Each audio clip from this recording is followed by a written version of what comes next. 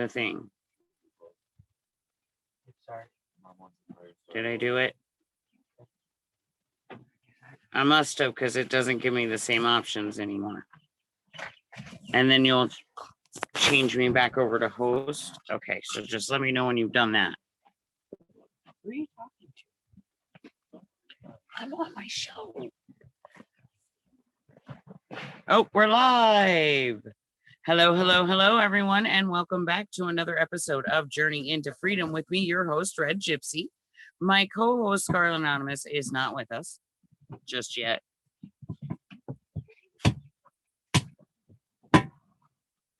She will be. And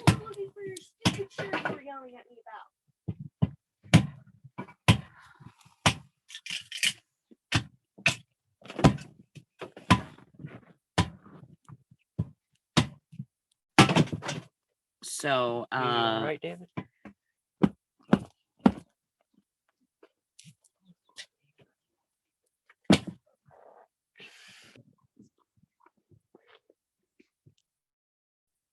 okay, can you, am I host again?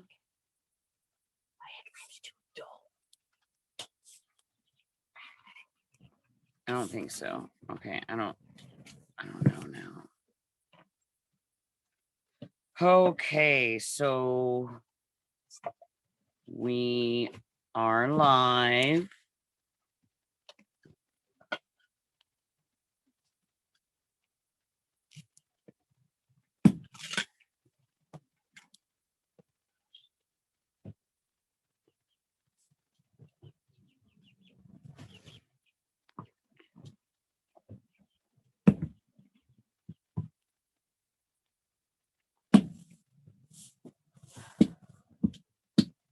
Now, so for tonight, we're gonna talk some more about natural medicines, non-natural medicines. You know, we're gonna cover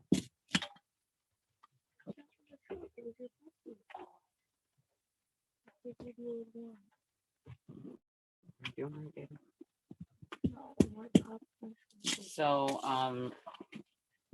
we're gonna cover some more on those subjects tonight.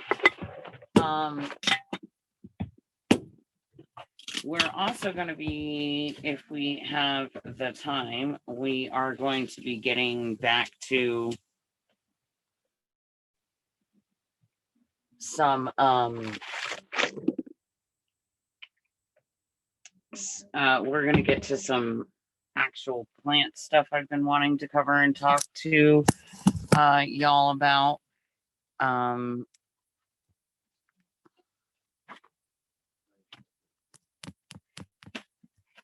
Way down in the bottom of the bathroom.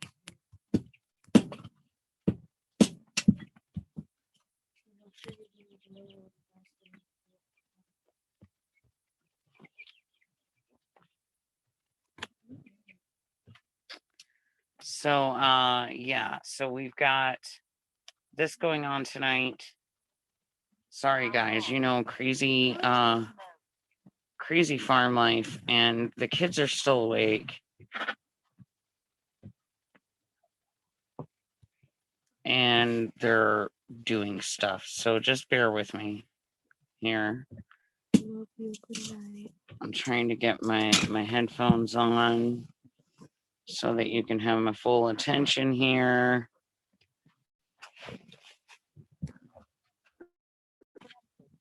There we go. All right.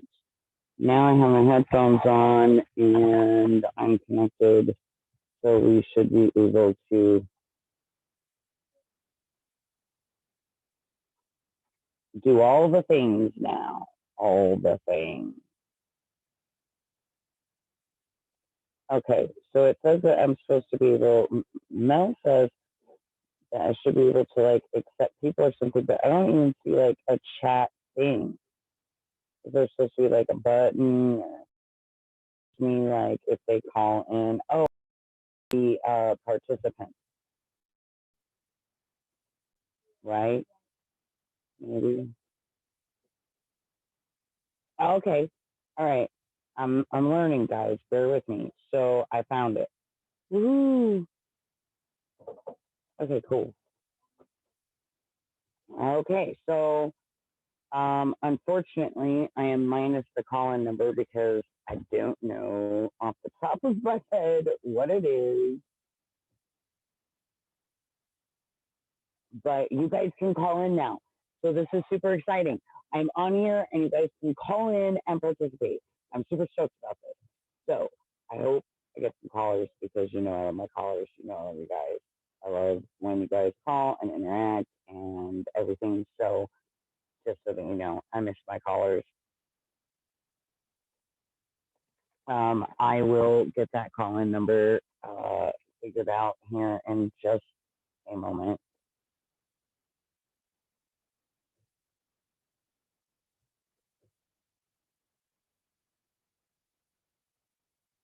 And then I'm going to gladly share it with everybody.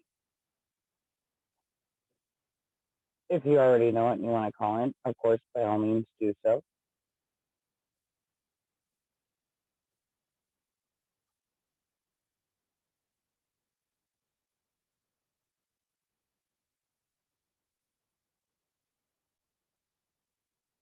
I now have the numbers. So give me a moment, and I'll find them. And I'll share them with you. So you have them. Meanwhile, so like homesteading updates, everybody has delivered now, except one doe. So we're waiting for her to deliver, but everybody else has delivered. We lost two babies this year. One was a triplet. We worked really hard to save her, and it just didn't happen, unfortunately. And then the other one was a stillborn, and that just actually happened today.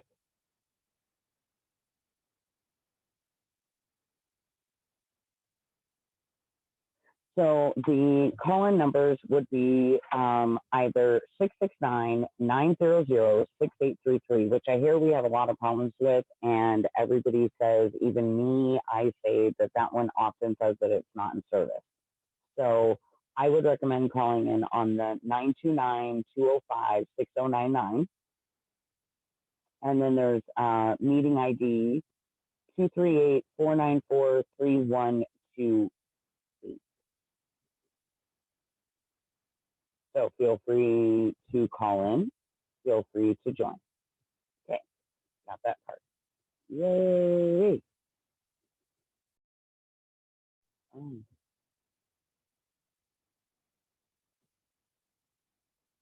Okay. Now, moving right along. So,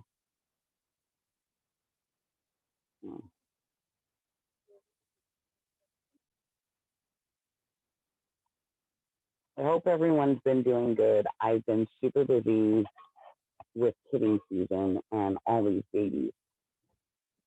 There are babies literally everywhere. Like, I look out in my yard, I have a yard full of babies.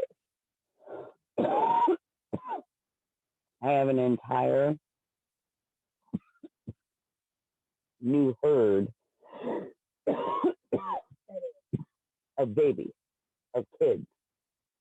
I look out in the pasture and there's kids running everywhere and they're in a big, huge pack. And I literally have like an entire new herd of kids. Most of my does this year produced twos. So that was also extremely exciting. And our triplets came from Malibu and Asher, which are the two papered dairy Nubians that I bought last year. One's American, one's Anglo-Nubian, and that's the duck is the Anglo-Ashers. Um, and so with those guys, and she produced triplets. Unfortunately, the third triplet, very small, mom birth. She did everything on her own. She needed no help. She did not cry out for assistance at all. So when we made it for barn check, she had already had the babies, and unfortunately, the little one was already cold, already not doing so good. We brought her back. We got her warmed up. She made it almost 24 hours. The best that we've got is that the lungs just weren't completely developed. She would have needed a shot of antibiotic and steroid to open some ventricles in the lungs that weren't quite open yet. And getting a vet out here in time to have done that would have been no fun, especially right now with all the COVID stuff.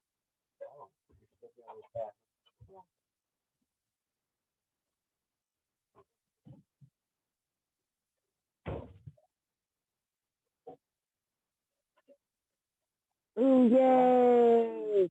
I think we're gonna get company, so I'll get to check it out here.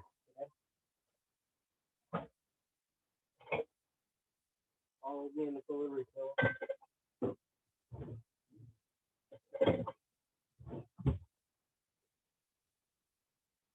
get to see if I can put people on air with me. Yay!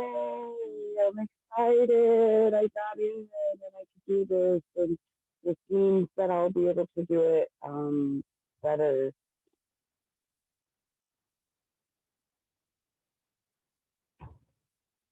Oh, okay, now. I don't know, I only see two.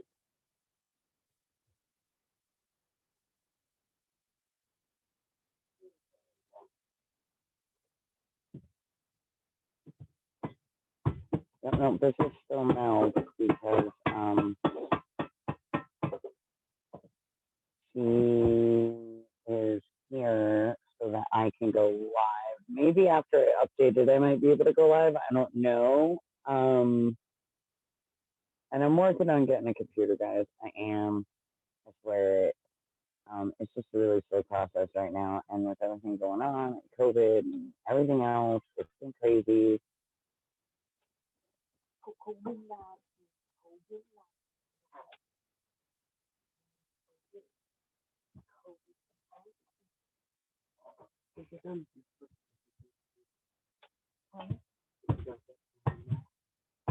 So, and again, just bear with me for this first episode that I'm doing on here because Mel is great enough.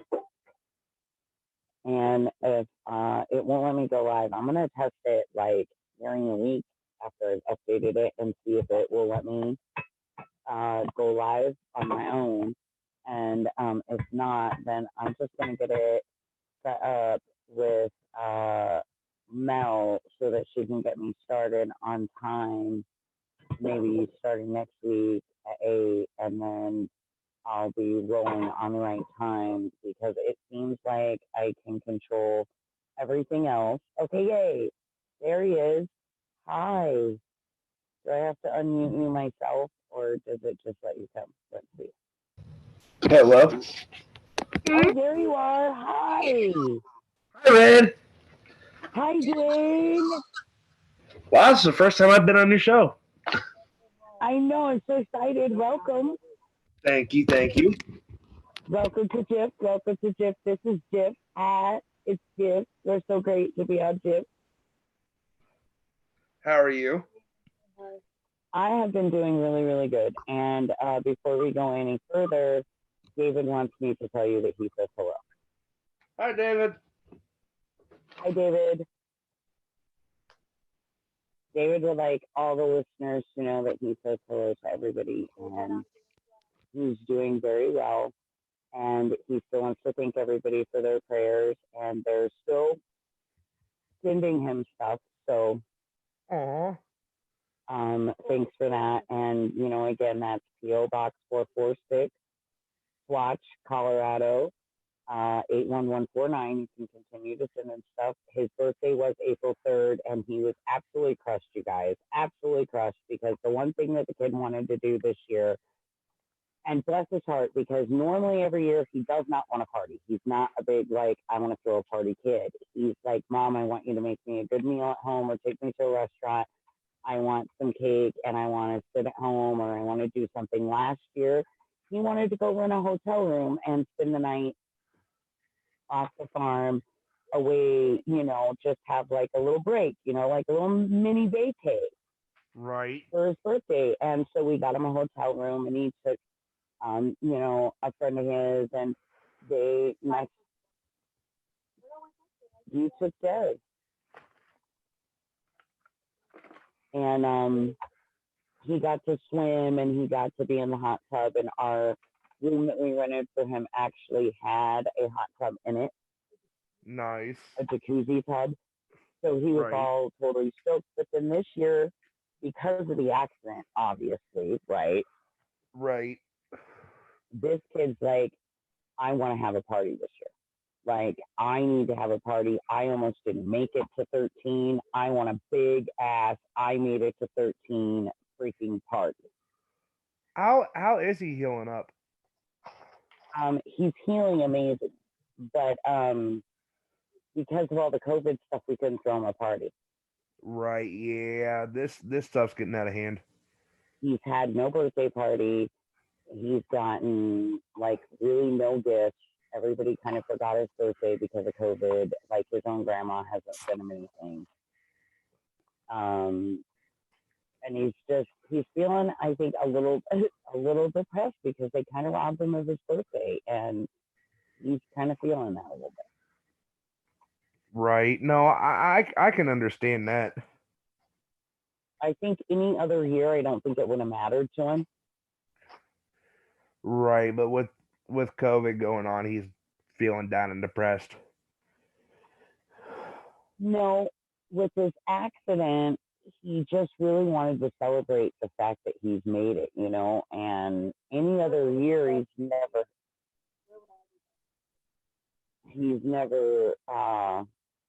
really wanted parties.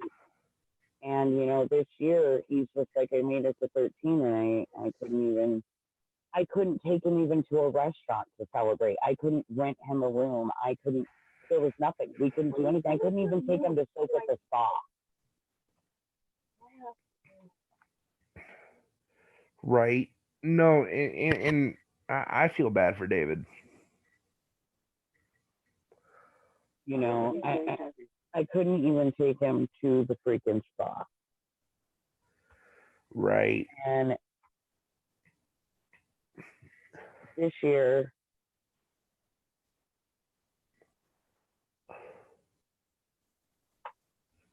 like I said, that's all he wanted in the whole gosh darn world was to have this party and celebrate the fact that, he did make it.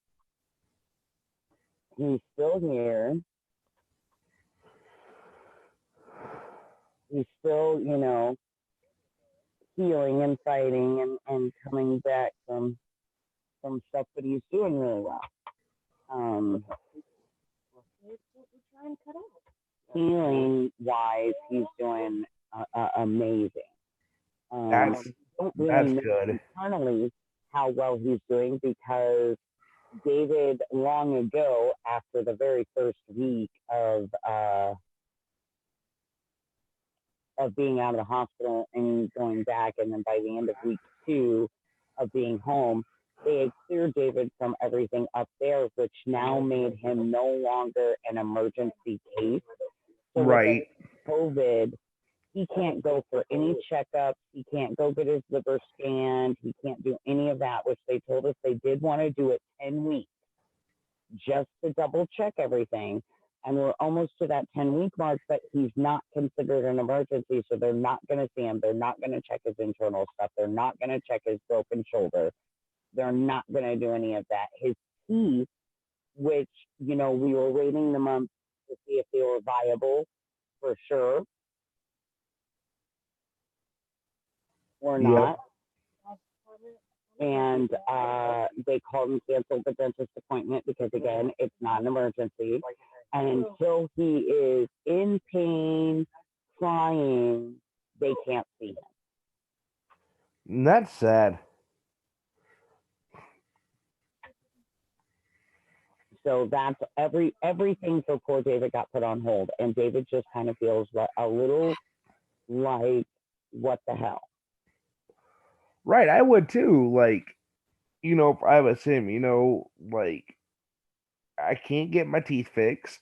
I can't get my shoulder checked up on. I can't get, enough.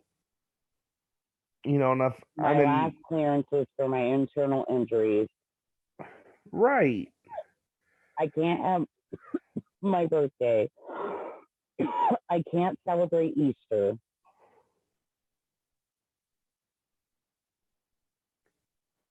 Couldn't celebrate Dad's birthday. Couldn't celebrate Mom's birthday. He just, because we all have 3 birthdays in April.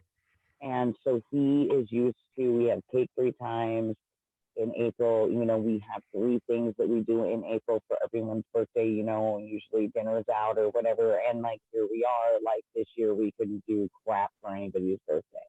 Right. And that's, that's what we did basically for my birthday and my mom's birthday, was, everything the week before mine got shut down. And then on my mom's birthday on the 21st, the same as Scarlet's son's, we couldn't really do nothing. So I see where he's coming from. Yeah, he feels very ripped off. And I think he has every kind of like little right to be ripped off there because, well, you know what I mean? Right. No, I know what you mean. Yeah, that's horrible, and I feel bad for David. So,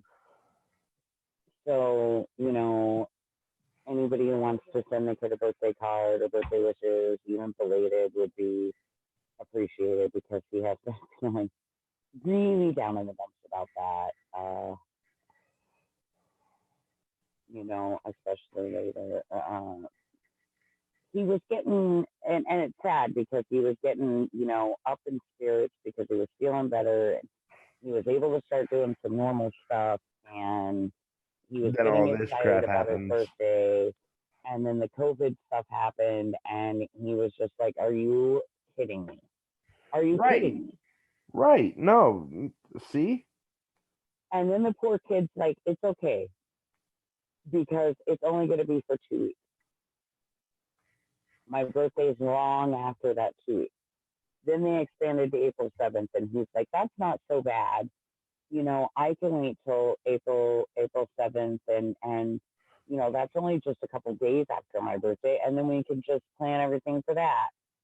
Because the salons and the spas and everything were supposed to open back up, and he was excited. He wanted to have his party at, the sand dunes there. And so we were, sand dunes spa or hot spring. And so we were going to do that for him. And then they extended longer. And then the poor kid's like, "We're just going to be stuck at home forever. Like, birthdays are over forever." Yeah, I can see why he feels like that. Yeah, I totally get that. What'd you get? Ooh. The rock. Oh, a piece of wood.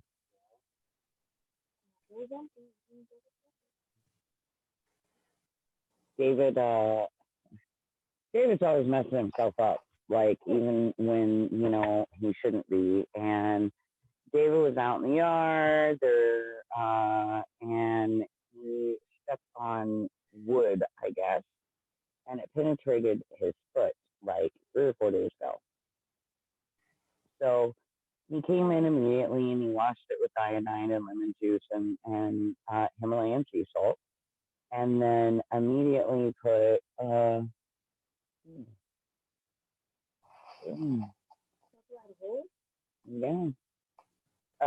He immediately put some manuka honey and old man's beard on it.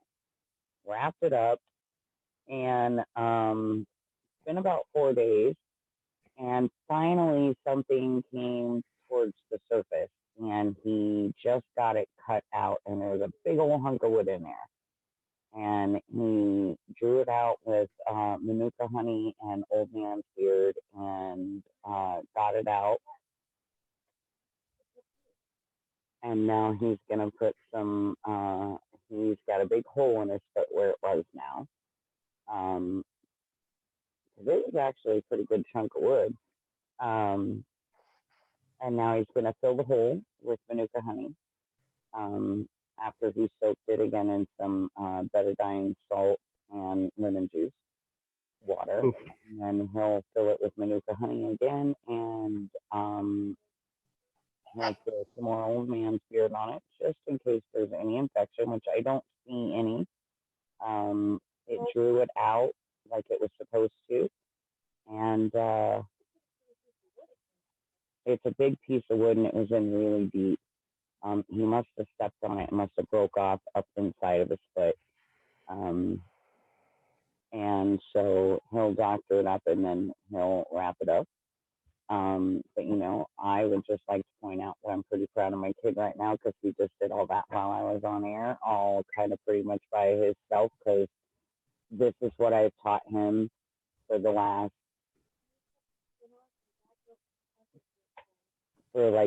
14 years, is how to self-care. And Right. he knew there was something in his foot. He knew it needed to come out. He knew it was too deep, that none of us were going to be able to pull it out. So we drew it out like they would have in holistic times, and he did it the correct way.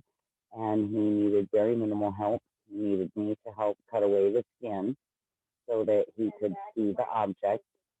And then he went to Splinter Expert Dad to actually remove the wood. But it's not a splinter. It's like it was like a hunk. It's like a chunk. I thought it was a rock. Oof. Yeah, I thought it was like like a tiny piece of gravel, like a little hunk of gravel. That's what I thought he had pulled out, and then we realized it was actually wood. And I was like, oh wow. Right. But these are the things I teach him, so I'm pretty proud that he is able to self maintain and self care. Right. So you have David that gets backed over by a truck. Your hubby falls off. Your hubby falls through the roof. And now David gets a splinter in his foot, or a piece of wood stuck in his We've foot. had a series of unfortunate events. Dwayne, you're behind. I'm far behind. David's accident and hospital and all of that. Then hubby cut himself off the roof. Then we had the dog bite.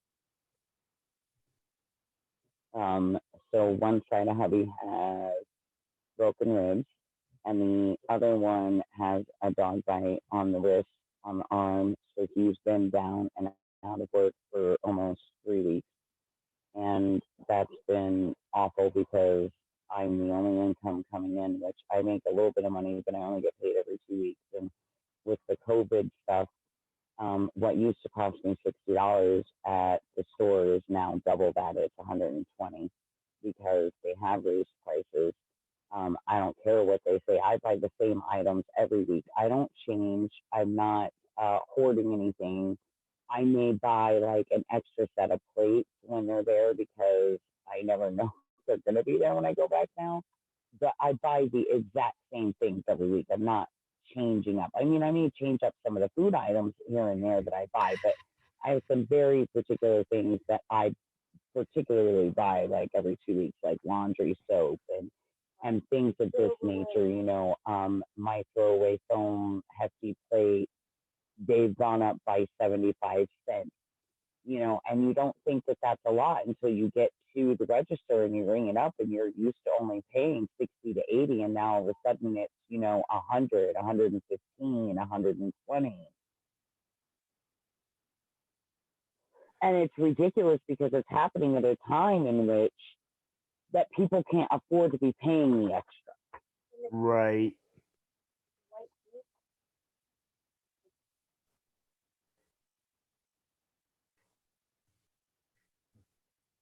I think that's the saddest part of it for me,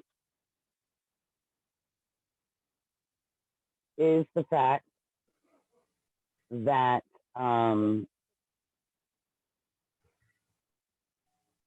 I think that is the saddest part for me, is the fact that it's that time where there's so many that aren't working, so many out of work right now, so many that are at risk or too old to be able to go to work right now because they need to stay home to protect themselves.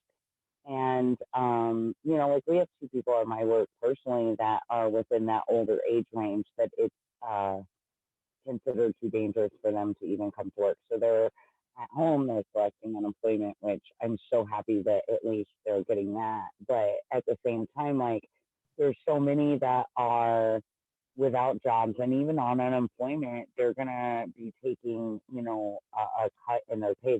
They're not going to make what they were making on unemployment. Unemployment helps, it does, but it doesn't completely replace your previous income.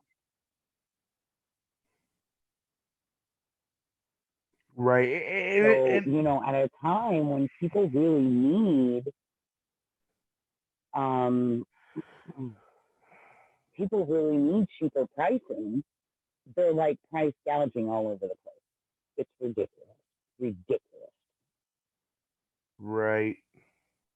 And that's how it is now. Is like people are living off unemployment. People can't provide for them and their family. Just like, how much longer can we live like this? Right.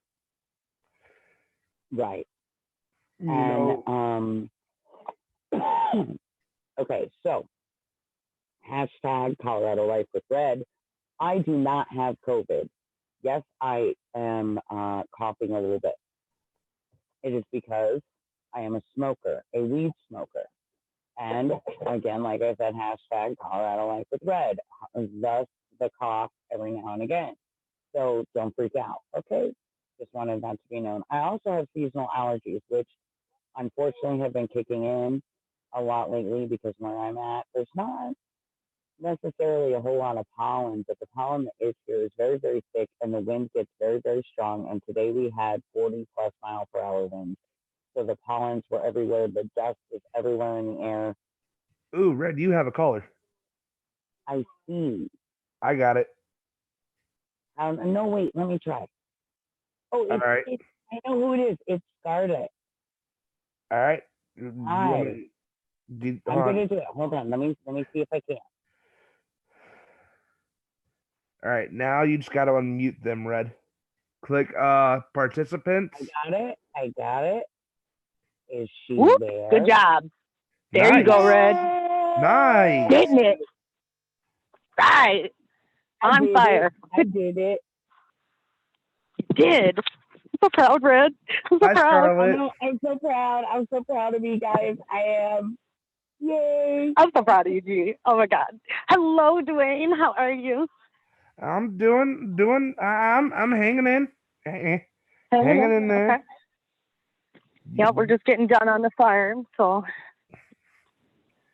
I just got done with all my chores and got my milk and got paid, and so.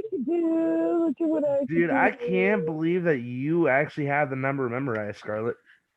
I do. Dude, the room number is not that hard. 238-494-3128. Yeah, no, it's Dude, not. it's stuck in my head. But yeah, so I think it's good. So, I mean, I'm proud of Red because, I mean, this is a big moment, you guys. I don't think Dude, you guys I am proud of Red because Red never used to really know how to do Zoom. No, not Zoom. Everything else, Red has been a trooper for, but this is a new ball game, y'all. Right. I still don't know how to use it, and it won't let me go. Hello, what did I do? Did I mess up? Okay, there I am. Hi, guys. No. Nope, you're still here. I was saying I still don't really know how to use it, and I don't think it lets me go live by myself. But maybe after that, No. it might. I don't know because it tells Maybe. You know what? That could be, though, because you know what? Maybe they did update it to let you do it after the new update. That's a good point. Because it did say I hope needed so. a new update. It Yeah, and we're going to be using a little bit different, you know, software here pretty soon. So hopefully it won't change too much, but we're going to keep Zoom so that way, no matter what, we can still keep running stuff that way. But we've got a whole bunch of new surprises for everybody. We're going to have fancy tickers on the screen here coming up pretty soon. Information scrolling by on the bottom. Just lots of new stuff here to just make the Freedom Revolution Network a little bit more fancy. This new software, Scarlet was showing it to me last night. This thing is literally a lot better than Zoom. The comments can be on the screen and everything. Listen, I'm not trying to be this person, people, but right now, this is Red, the day after her birthday, being like, fuck you all. Fuck both y'all. Fuck all y'all. I fucking just now get to the point where I can do the Zoom and you're going to fucking switch shit on me. This is my life. No, we're not switching. No. We're not switching. Zoom staying. Zoom stays, but we're going to add this on top of the Zoom for nights that Zoom will still use for party nights because you can only have so many people on the new software. But yeah, trust me, we're keeping Zoom for people. And then we're also going to use this new software to be a little bit more fancy. I'm just saying, this is my life. I told Red finally catches up. Red finally catches up and learns, and she's like, y'all motherfuckers now learning something new. Yes. Oh, why the hell am I the host? Wait a minute. How did you become? I don't know. I'm switching this back to Red. Hold on. Yeah, no, it can stay. She could leave. Oh, okay. Let's just Red's co-host. Yeah. Scarlet, your computer left. Did it? Mel left. Your computer's no longer in the thing. No, it wasn't Scarlet. It was Mel. Oh, it was Mel. Yeah, it was. So Mel. Yeah, Mel. I asked Mel to set up the. Mm-hmm. Oh, I could have started. Mel could start the show. If Mel would have passed post on to me, it would have taken us off live. Yep, exactly. So that's the problem is that we have to have somebody on a computer who holds the live. Otherwise, and it's stupid because it doesn't make sense why they need the computer, why they can't just send that same signal. It makes no sense. Everything, they'll let me record it and put it up, but they won't let me go live. That makes no sense. If I can record I emailed Zoom. I emailed Zoom last night. Mel made you the host on purpose, Dwayne, so that she could leave, and then that way it keeps running. Oh, because I'm logged in as FRN. Yes, because you're logged into the computer. So yes, that's why. Okay. See, I logged into FRN because I didn't know if it was your computer, and I know you've been having internet issues. Right. So that's why I logged in as FRN. But there's 3 accounts. There was 3 of us in the FRN account. It was me, Red, and Mel. Yeah. Yeah, absolutely. But no, crap's getting interesting. D-Wine's talking about now jumping us up to June. Oh, Lord. See, that's why I don't like this whole being a thing together because, look, they already told us, here's the deal. They keep stringing us along like we're kids. When your parents used to tell you, I really want something big. I really want this thing. And they're like, oh, just wait, a couple more weeks, and you never get the thing. And this is exactly what they're doing to us. They're just stringing us along long enough to stay satisfied. We had 1,300 cases pop up off in a jail in one prison. Hey, you know what? Suddenly Colorado had I think it was 100 somebody deaths over fucking night all of a sudden. Hold on, I'm going to go look at Colorado's numbers since I'm right by my phone. Yeah, and then all of a sudden we got some. Dude, we're The almost more we're cases. at the brink of 1,000,000 cases in the U.S. We're at 987,322. Holy crap. I never thought that we would have more than the world almost combined. With Colorado no. sitting at Let's really think about that. You only have 350 million people. There's 9 goddamn billion people in the world. Let's just really think about this. 9 goddamn billion people. And 350 million live in the United States, and 1 million here, but not 1 million, not 2, 3, 4, 5 million around the world. I just have there's so many more people. how the hell does Colorado have 13,441 cases? You tell me. And That's because people 680 think deaths. it's been going on for a while in Colorado. That's how you get that many cases. All the states, I think, that have really high numbers, they've had it for a little while. See, and that's what I'm thinking. That this stuff has been around way before March in the States. Oh yeah. Because, like I said, I'm just over getting sick again. I'm just getting over being sick again. They diagnosed me with RSV with fucking pneumonia. Then I get a phone call on Friday, actually yesterday, stating that there was hints of pneumonia, but now they're thinking that where the spots were at, that I just passed COVID, that I just went through a COVID-19 transition. And I told you I thought that. That was just my opinion. If we're thinking that when you got sick in late January, early February was the coronavirus, then a lot of people are cycling through multiple bouts of it. Where they get it, then it goes away, and then it comes back. Well, because you have a good immune system. But how much longer is my immune system going to hold? As long as you keep supporting it with supportive herbs and eat healthy, clean food and do those things indefinitely, my friend, indefinitely. They also had an interesting study that we read on Friday about I read this. No, with Red. I read this on the phone with Red about the nicotine in France. How the nicotine in France, they're using nicotine patches because they believe somehow smokers aren't getting it as bad as non-smokers. And so it's an anomaly. So they're using nicotine to treat people. So maybe, just maybe, if let's just say that line of thinking is true, you are a smoker. So therefore, maybe it doesn't hit you as hard. Because they were saying that it doesn't hit them as hard. Right, and I know a smoker.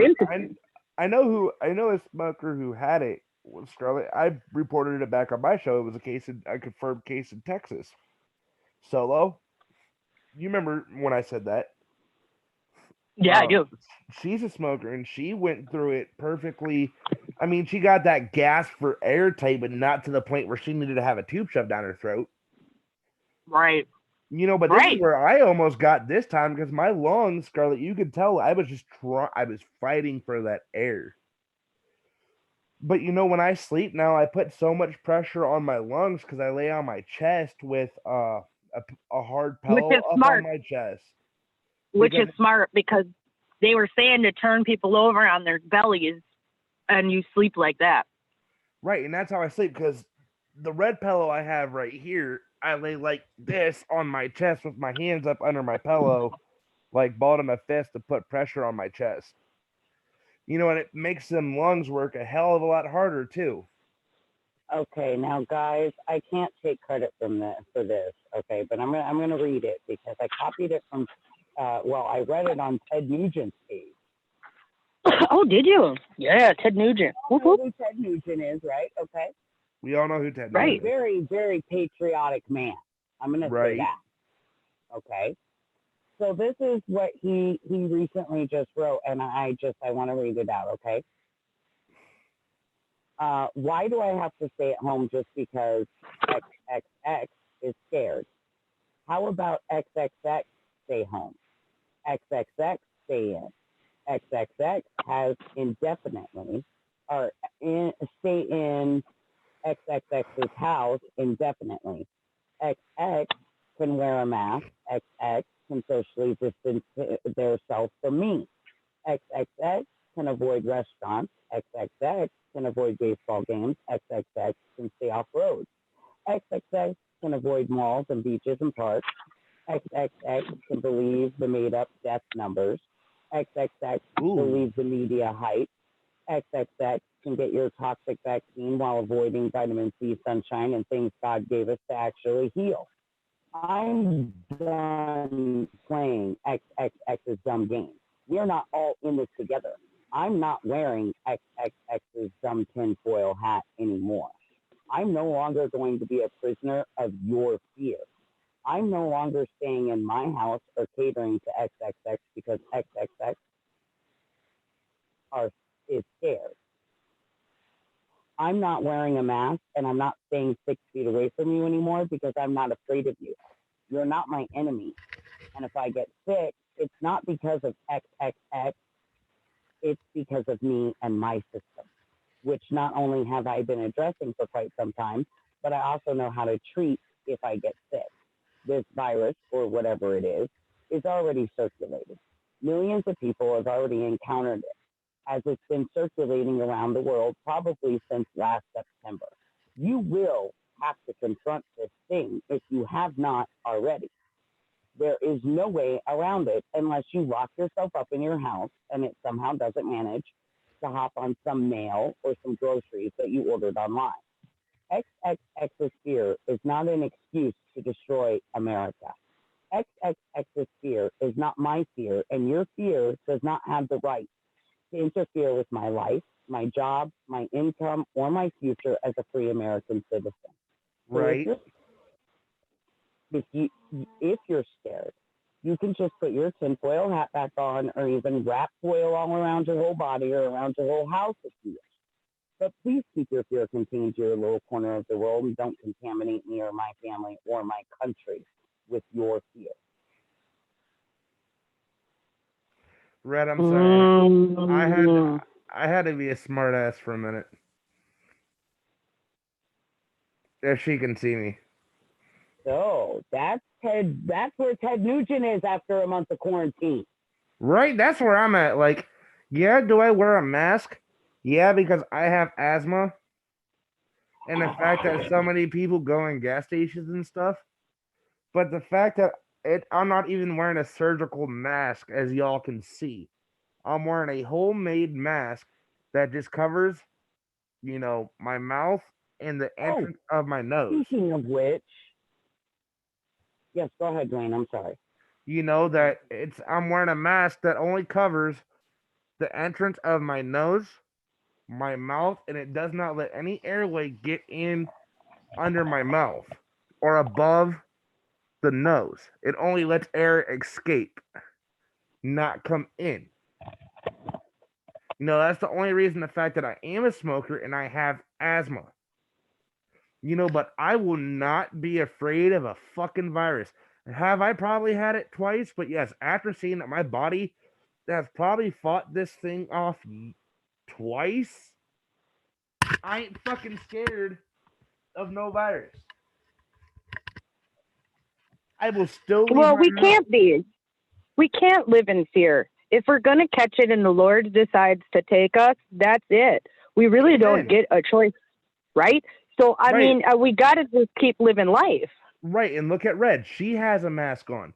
The fact that I even went to my buddy's house yesterday, and what did I have on when I first walked in the house? See, look, Red has hers on. But the fact check it out. Don't mind my headlamp, okay? Because, I was off grid, and I'm trying to shut it off, but I can't. But I'm struggling out here. Okay. It's off now, Red. So I had told everybody on Clarity After Dark that I would show this. This is a mask my mom made. Right now I have it hooked on my earphones, but this is pretty much how it fits anyway. And it's nice because I can put it on my earphones. This has that whatever filter I talked to you guys about, and it's pretty much N95 rated.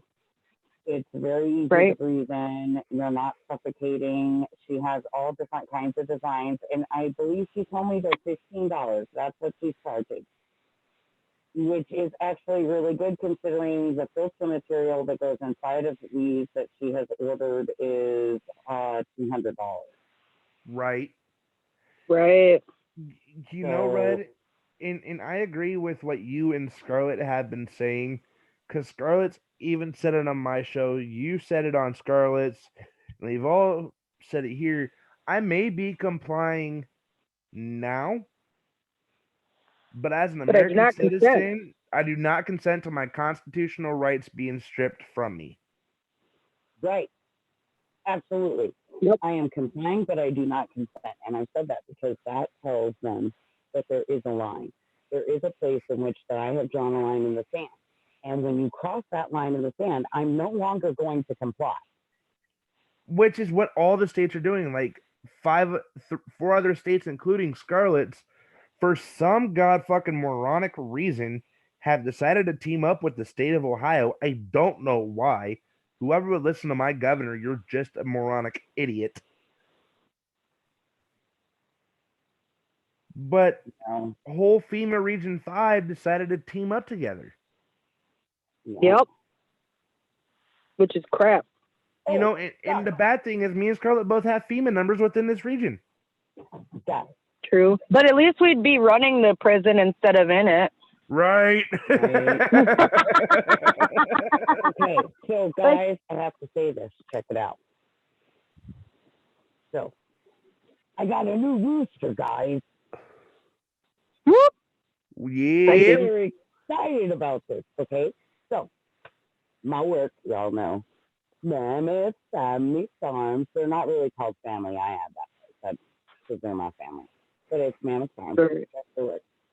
So Mammoth Family Farm has chickens. And so my boss was like, hey, listen, I have too many roosters and not enough hens.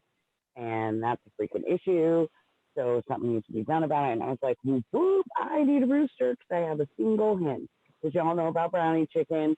Brownie chicken's my only lasting chicken from last season. She's my only grown-up chicken on the farm. She's a year old. We're excited about brownie chicken because she's a survivor. Okay? Now, I get this roost I'm very excited about. Right. Obviously, I'm very excited. And you all know that I have, like, soft spots for the, like, rare kind of bird breeds. And, I like colorful birds. And the true I got has feather feet all the way down. Like, I mean, huge feather feet. Like, you can see his feathers on his feet all the way across the patch. Okay? He's a big boy. He's about a 12-pound bird. Right. And he's gorgeous. He's, like, red and black, and the black is, like, colorful, iridescent. When the sun hits him, it looks like blues and purples, and he's so freaking awesome, right? I'm all excited about this on my property all 24 freaking hours. I look out my window, and there is my son's dog attacking my rooster. Oh no! Carrying him across the pasture by his neck. My rooster's just hanging there. Oh no! David goes screaming at his dog. He drops my rooster, who suddenly is not dead, on his feet, running as fast as he can across the pasture. Oh my God. And I run into the pasture. I grab up my rooster. He come right to me, too, which, he's been here less than 24 hours, but he came to me pretty much, and I picked him right up, and he was fine. He didn't even have any blood, nothing. He totally played dead when the dog grabbed him by the neck. He just went freaking limp and played dead till he dropped him. Wow. Totally freaking smartest rooster ever, y'all. Smart? That's a smart fucking rooster. That's what I just said. Like, smartest rooster ever, right? So I need a name for my rooster, guys, because we didn't have one. What did Red name him? And we were going to name him, well, we've been calling him Mr. Feathers because he's got all these feathers, and, like, his feathers go all the way down his legs, like, not just on his feet, but, like, his whole legs are feathers, too. And so we've been calling him Mr. Feathers, but I feel like that's ripping him off because that is a tough-ass freaking bird to be freaking mauled by Bruce Banner, the Hulk, and come out completely unfreaking scathed, and now be walking the freaking barnyard like, bitch, I'm a survivor. What?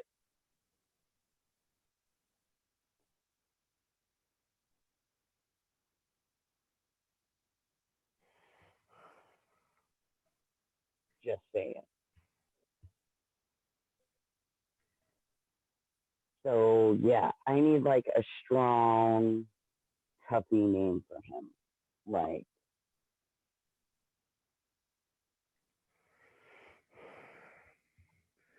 Yeah, no, that's a smart. Oh my god, whoever thought a cock could be that smart?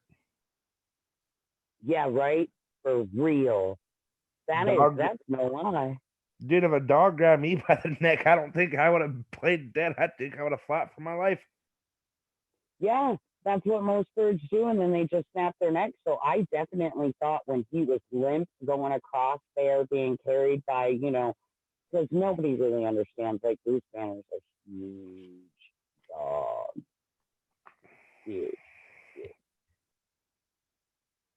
and he got into the doe pasture, and the thing is, he doesn't attack the hen. He leaves her alone. She can even walk over him in the yard, and he won't bother her. But for some reason, he goes after every rooster, always. It's like he knows the roosters can be killed because the roosters don't give eggs.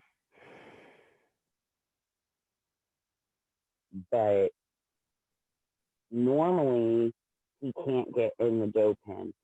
And he got off his freaking thing today and somehow got into the doe pen where the rooster is. Because the rooster lives his life in the doe pen. He doesn't leave the doe pen. He's too big to fly or jump high, so he can't even like go over the fence. Brownie chicken goes over the fence and she just like goes all over the yard, does whatever she wants. She makes her way across the entire everywhere all day. He can't follow her. He gets very upset during the day because he's too big. He can't go over the fence. So I thought he was going to be perfectly fine and safe in there. And then freaking here comes Bruce Banner figuring out how to get in there, technically a rooster. So I thought for sure he was gone when he was limping his mouth. But then, like I said, the minute David yelled, Bruce released him and like hung his head. He knew, because he knows better. It's just I don't think he can help himself for some reason with these roosters. I don't know why. And but he dropped him immediately. And like I said, the minute the Roo feet touched the ground, he was like a jet plane. Just took off, man. Like you had lit him on fire with gasoline. Oh my god, dude, I remember working on a farm.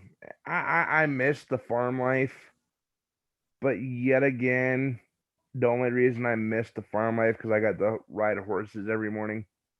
Right. Cause like I was like 11 or 12, and I worked on the farm with my aunt. It's still after my dad, 4 years after my 2 years after my dad died, and I knew how to ride horses, and I got to take like 15, 20 horses out. Yeah. Yeah. Oh, I don't even know if Scarlet knows this. So are you listening, Scarlet? Are you paying attention? Nope. Nope, I think Scarlet We'll went let her away for a know. minute.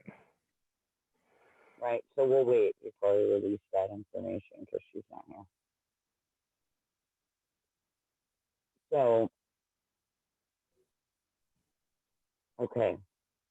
Let's we'll detour while we wait on her to come back. So let's talk about folk healers, shall we? Let's do it. Because I've been recapping, the difference. So let's just let's recap again. Um, we wanna know the differences here. The two primary modes of thought and healing are empiricism and rationality. Empiricism is search for knowledge based on practical experience rather than principles. Rationalism is a search for knowledge based on established laws and principles rather than what is directly perceived. All the sciences, including medicine, can be approached from either perspective. However, the dominant approach in medicine currently is rationalism, though many modern day holistic practitioners, including almost all current folk healers, opt for the empirical perspective. Now, for those who may be confused on what the empirical perspective is, other than what I have just explained, it is also equivocally known as um,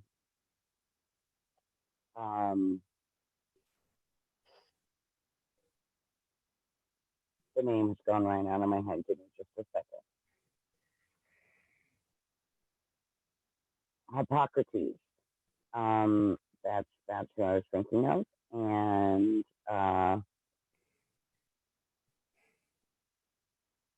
that is where the empirical nature of medicine comes from. Um, it was formed before Hippocrates, around 400 BC.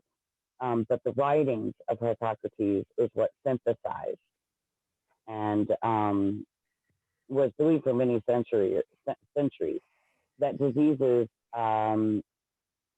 it was a mysterious incident occurring in a mysterious universe, and that the body had the power to eliminate the disease if the laws of the universe were adhered to. The laws themselves were also often mysterious. Hippocratic physicians believed that disease was an integral part of the ebb and flow of the universe, and that symptoms of disease were a signal of movement towards health. They did not see the symptoms of disease as forces to be resisted, but to be encouraged, since they were thought to precede wellness. For example, they would encourage a hot fever by warming the patient and a cold fever by cooling the patient. The type of treatment follows what is known as the law of similars. The Hippocratic followers believed that they could not properly deal with a disease by dealing with isolated symptoms one at a time, but only by working with all aspects of the patient simultaneously. Okay? Then there was a man called Galen. Galen came around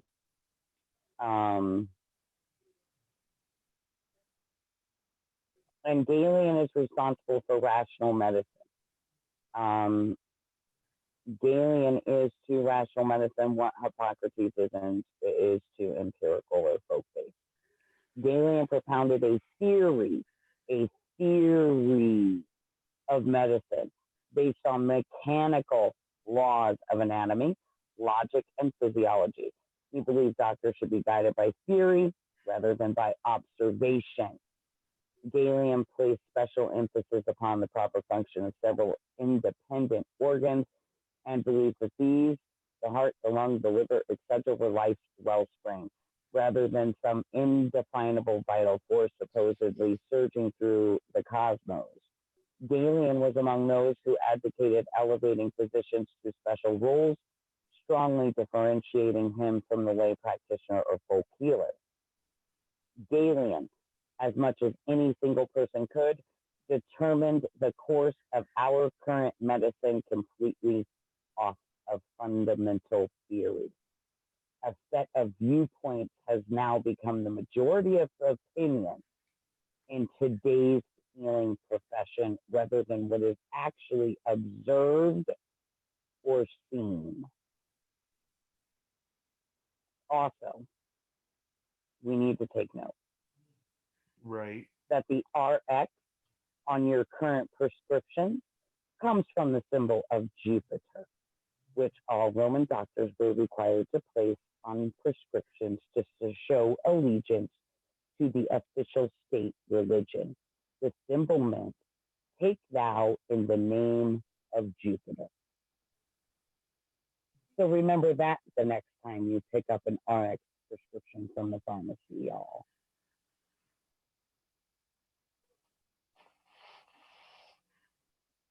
So now we've recapped all that. We know where we're at, right? Scarlet, are you with us yet? Scarlet. Do, do, do, do, do, do, do.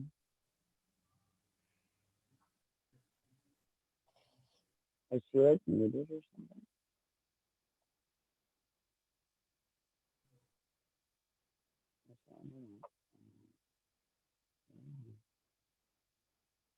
No, I don't have her muted. Just making sure, because sometimes it'll mute people, you know. No, she's not muted. At least not on our end. She might be on her own phone, though, because she does that sometimes. Like her cheek hits the mute button and she doesn't know it. Or she's probably logging on in her onto her. Or she's probably logging on because into her computer. Oh, wow. Hi. You suddenly have volume. Sorry, I had my microphone up because I'm Yes. And this whole time you've been like dulled. It's been hard to hear you, and I've been trying to adjust my volume. Sorry, my suicide prevention page was popping off, so I was dealing with something real quick. Oh, see, and now I know that you have a microphone that comes down, so when you're sounding like I can't hear you so well, I can now remember to remind you to pull down your mic. Yeah, mine goes up or down. I can move it. I don't have one that's attached. Mine's just in my earphones, so I don't have to worry about that. Empty pack. Yeah. Empty pack. Empty pack. Full pack. Uh-oh. Nope, I'm good. I have 3 other packs here that have cigarettes in them. I just couldn't find which one had cigarettes. Yeah, hate that. Hate that. I have 1, 2, 3, 4, 5, 6, 7, 8, 9, 10 laying beside my bed. Right. All right. So we're gonna move forward here to folk healers of today.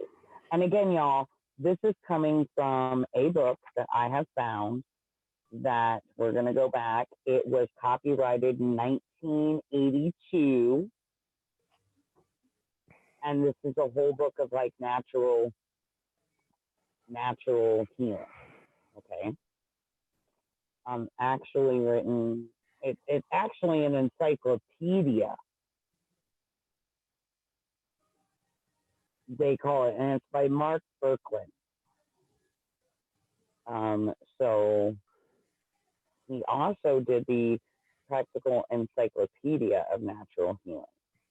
So just saying, okay, and this again copyrighted 1982.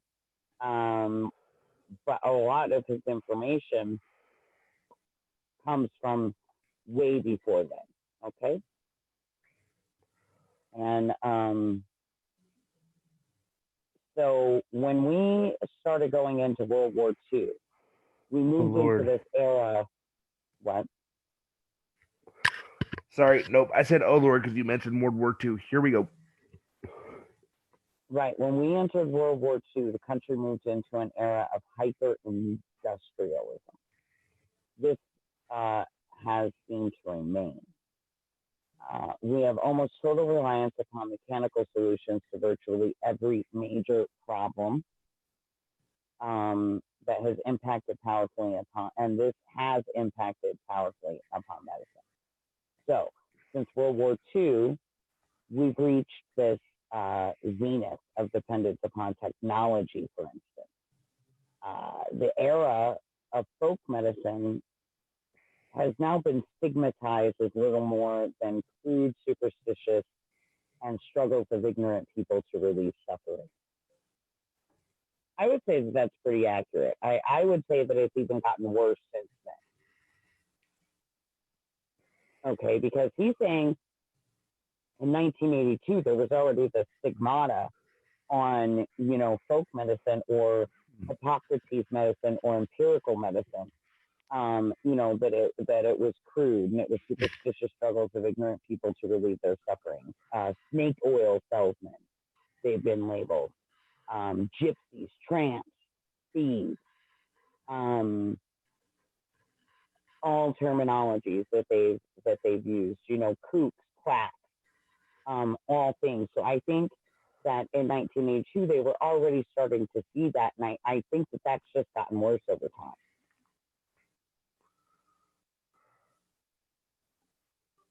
Right.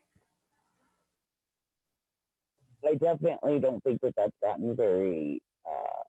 I think in the last few years, though, we've had a very great awakening where all that is actually concerned, and I do feel as though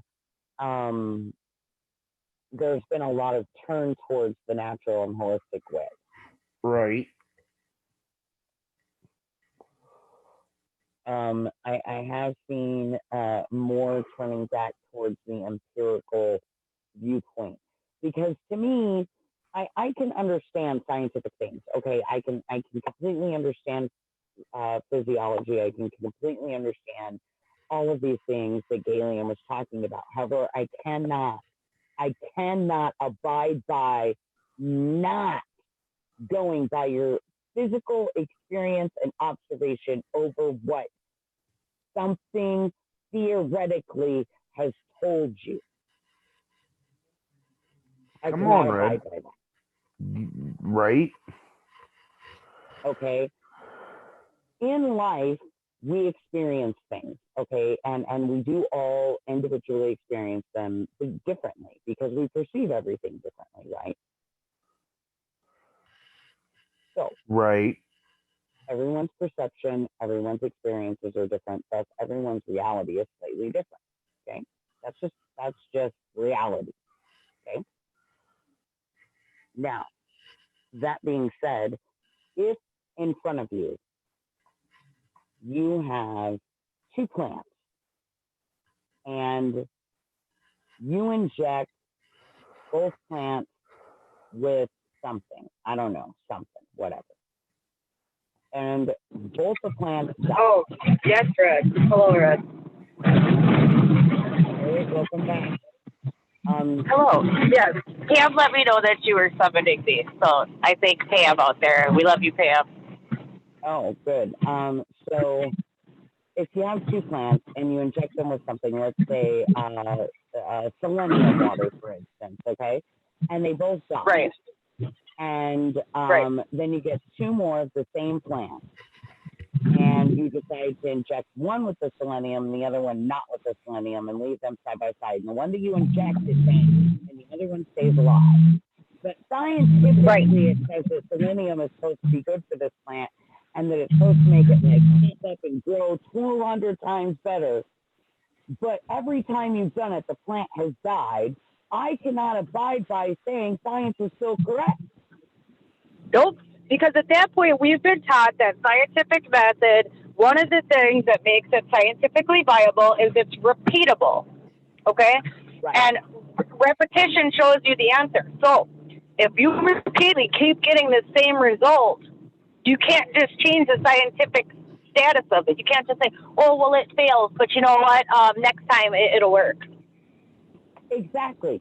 So the fact that Galen theory has taken over all of modern medicine, and just literally somebody's theory changed all of that rather than actual experience and observation, just baffles my mind, especially in medicine. Like, okay, listen, you're giving a person who's a living being, and I use plants because plants too are a living being, people, whether you want to believe it or not. Right. Okay? right. They eat, they breathe, they have emotion, and they can communicate. We're going to get to that in different parts of the show, maybe not tonight, but as the show progresses, now that I'm learning the Zoom stuff, it's going to get more regular, I promise. She's still learning. I cannot abide by the fact that you have a life in your hands, and you know that, for instance, injecting them with chemotherapy is going to kill them. But if you just let nature do what nature does and give them some freaking apricot seeds, it'll cure it on its own. But no, you can't make money that way. So you're going to inject them with this chemo because science says it works. But you watch it continually not work. Right. And then tell the But because man, one study 50 years ago said that the shit works, they keep with it. Now, how is that innovative science? You know, a lot of this stuff they're basing, and especially this whole COVID, a lot of this they're basing on studies that are 30, 40 years old for some of this stuff. you know, while you're continuing to give this that you know doesn't work and can sometimes actually have adverse reactions, and you continually use it because science says it works, but the guy over here that just used the freaking apricot seeds and cured his cancer, you're saying is a freaking snake oil salesman and doesn't know what he's talking about, and don't listen to him. But yet he has viable proof that his shit works, while you have viable proof that your shit doesn't work. See, and that's I used to do the whole modern day medicine, but once Red and Scarlet introduced me more to holistic medications, I've been proven a lot more holistic medications have worked than modern day medicine. Like I won't even go to the, Do you know how many believers of empirical medicine, how many people turned to believing in empirical medicine alone because of David's story? right? Yep, lots of people. A Because lot of it people showed did. in real time. It was in real time. And so people could hear the results. And not necessarily see that, but they could hear the results. I think that was, it showed people that it was possible. And in a quick fashion. Not just, oh, these herbs take forever, this crap takes forever. You know what I mean? Like, no. It was synergistic. It doesn't, though, if your system isn't already gunked up with the chemical. Right, and that's true. And if your system is bumped up with chemicals, though, too, even things like homeopathy works because eventually your body will respond. You know, as you keep continuing, eventually your body will respond. The slowdown for somebody, for instance, that is on, say, a medication, okay? And I can speak from experience because I was on about 27 different medications before I started getting my herbalist license. Well, not licensed because they don't license really herbalists. So anybody who says they're actually a licensed herbalist, they might have to be licensed within the state. You have to look at your state and if they require licensing for herbalism within your state. But most states do not require herbalism licensing. And the only way to be herbalistic licensed is to actually be required to by your state. There is no federal or national requirement for a licensing of herbalism. They don't require anything for herbalism. Anybody can claim to be an herbalist. Anybody can claim knowledge of herbalism. However, there are certifications of herbalism or what else would you call it? Diplomas of herbalism, where you take courses and you actually learn the stuff. I am presently doing that. It's a very long process, and I am doing that because my ultimate goal eventually, I mean, I'm 41 years old, eventually I'm going to get there, y'all, but my ultimate goal is to be a naturopath, and in order to do that, I have to get a certification in herbalist. Okay, oh, no, there what? we go. All right, got it. I couldn't get the phone to work. So. Oh, I thought you were knowing my naturopath thing, and I was like, what do you mean, no? No, not at all. It's not that. But in order to get the naturopath system, you must carry certificates in certain aspects. And that means that you must have gone to a naturopathic approved school for those certifications. So that's what I am in the process of doing. So I am an herbalist. I can, by law, call myself an herbalist because you don't even have to go to school to do that or get a certification to do that. So by law, I can call myself an herbalist. However, because I am a believer of transparency, what I tell people is I am still a student. I am still a student of herbalism. I am still in coursing to complete my certification in herbalism, but I am over halfway through my courses of herbalism, and I do consider myself an herbalist with quite a lot of knowledge. Now, that being stated, I was able to come up with a lot of great things for David's healing. And when I started changing over, I was on 27 different Galian RXs. Okay. And I was taking in the name of Jupiter, left and right. And it took a long time. What takes so long for the herbs to affect somebody when you have been taking big pharma medications is before your medication can work, or the herb, I call it medication because it is a medication. It's a God-given medication of Mother Earth, period. End of conversation. It's the original prescription because every prescription that man makes is based off of something that they have already found in nature. Let that not be forgotten, okay? Pharmacy started as herbalists. Let's also not let that be forgotten, okay? Then they started making synthetically the herbs that they were collecting in the wild.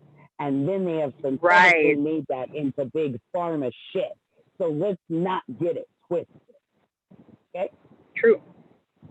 So for me, I would rather take what God gave and cut out the middleman. That's me.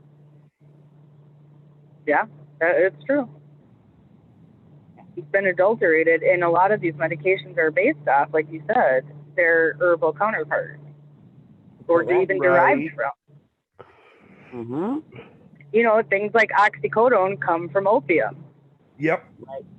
Anything like oxycodone, Vicodin. Yeah, the opiates come from opium derivatives. They and come so, from you know, the original, opium derivatives. And so, you know, so and that's a God-given plant that can be used for pain. You know, that doesn't necessarily need to be adulterated to work for pain. No, it does not. You know, like now, like for pain, I use like kratom or arnica. You know, because I found out I can buy this. You know, yeah, I think a lot of it too is people just don't even realize it exists, that there is anything else for pain besides pain medication or Tylenol. I think that's a big deal too. They don't recognize, realize, remember, or know that, you know, all of these things that you're being prescribed with the RX symbol, which again, we're going to remember and remind everybody where that RX symbol comes from. That RX symbol was made to be put on all things given by herbalists in Hippocrates' day to show allegiance. And it means to take in the name of Jupiter. Right. Okay. They began, all medications come from the original herbs. Herbs is what led to all and everything now. And so when David's case, the reason that David accelerated and worked so fast with the herbs is because David has a clean system. He has no RX product. That kid hasn't even had Tylenol in over 8 years. Right. So in fact, their RX medicine, when they began giving it to him, made him sick. His body refused it. His body found it man-made synthetic bullshit that it would not accept. Right. And they couldn't figure out how to help David properly because the medicines that they were giving him were making him sick like they were making him sick. And when they let me give him like arnica for the pain instead of Tylenol, he wasn't sick anymore. When they gave the thing. So the medical people there literally watched his nurses, his RNs, his doctors, his surgeons literally watched what the difference is. And, the fact that what I gave him really is no stronger or better than the synthetic Tylenol that I'm giving him. But Tylenol, its whole essence is basically based off of arnica. Like arnica would be nature's Tylenol. You got a headache, take arnica. Your muscles ache, take arnica. You got a fever, take some arnica. You got an infection, take some arnica. You have pain, take some arnica. Okay, like it's nature's Tylenol or Advil or Motrin. Right. Hey, Red, I'm gonna take myself out and I'm gonna lay down, but your show's still gonna be running for you. I'm just starting to fall asleep on camera. Okay. Night, guys. Night.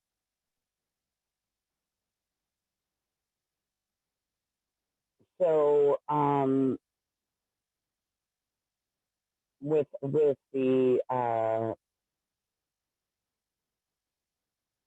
that is nature's Tylenol, and then with the oxycodone that they were prescribed to, it was also making him sick. He was throwing it back up. His body was rejecting it. It was recognizing it as a poison instead of, a help.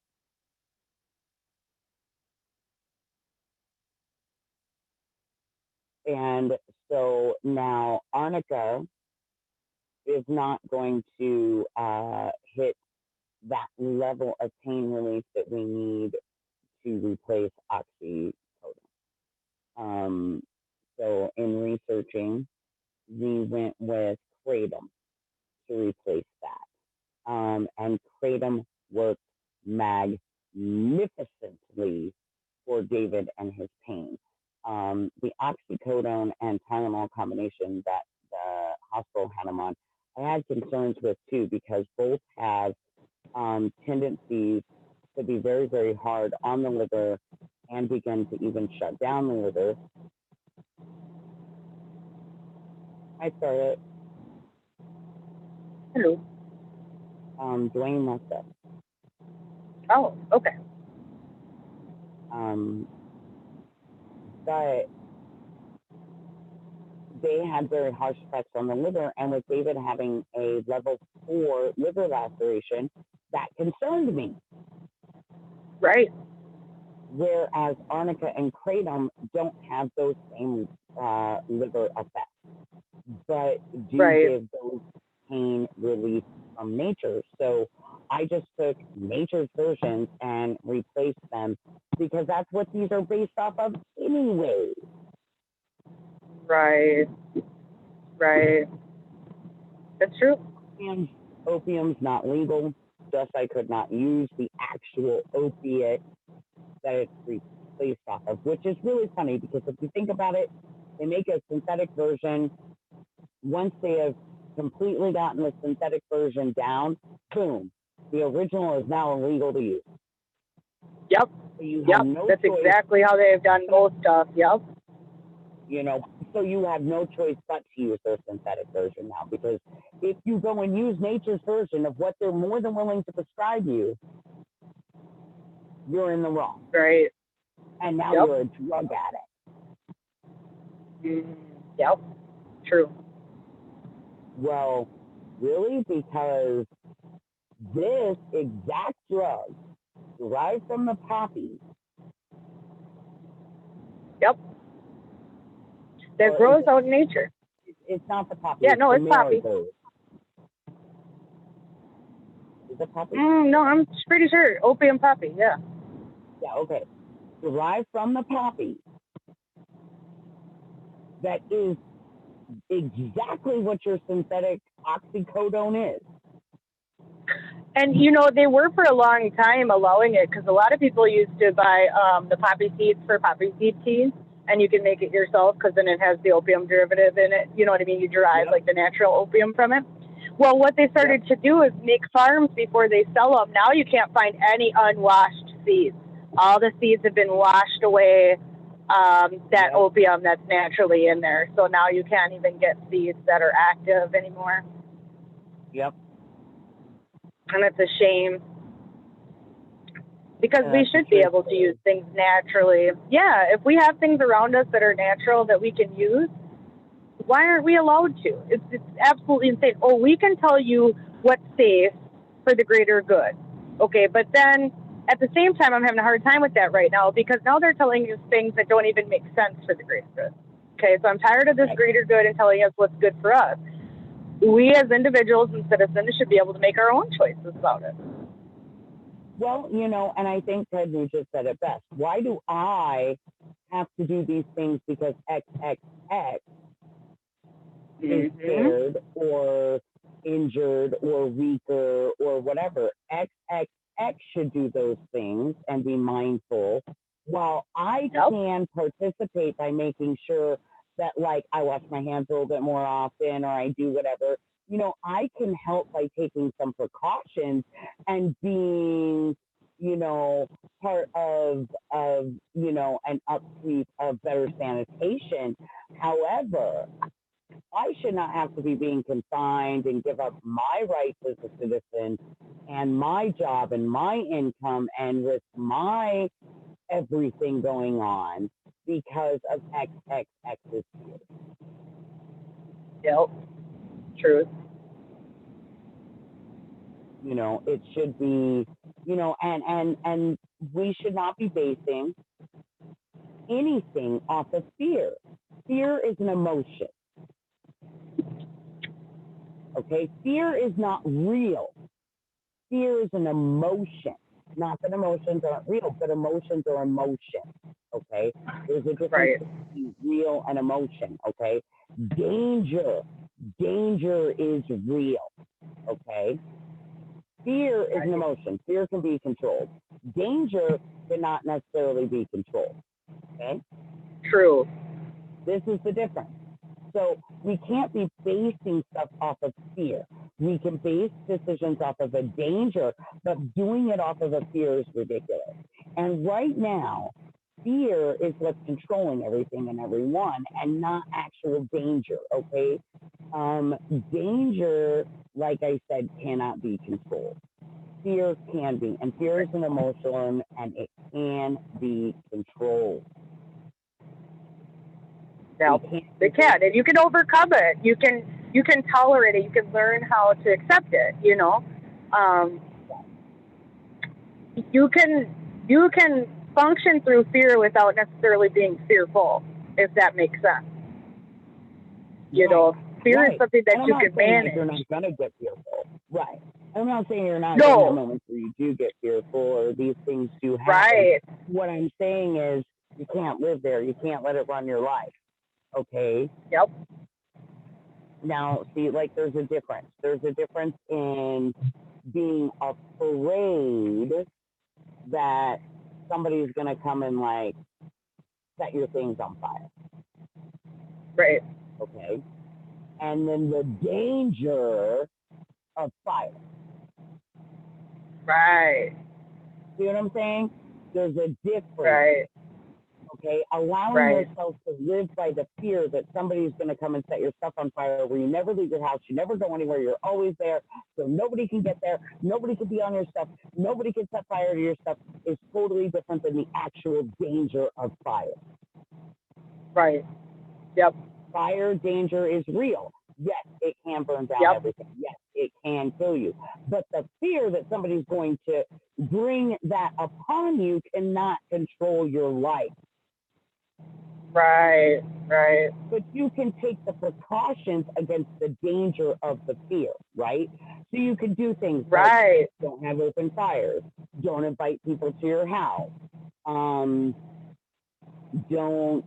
leave things burning. You don't set up alarms or cameras or, you know.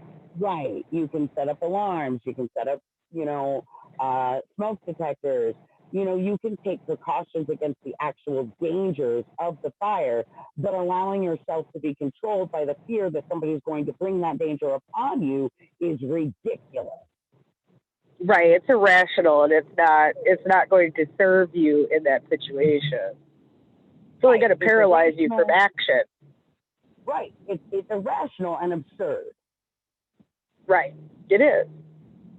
Okay. It is. And I know that people are probably out there, and there's some that are like, "What the hell is she talking about?" But this is the same. It's the same concept, guys. Allowing yourself to live in fear over the coronavirus versus the danger of the coronavirus. This is why I put it in terms of fire instead of coronavirus, because it's the exact same thing, guys. It's the exact same thing. Right. Exactly.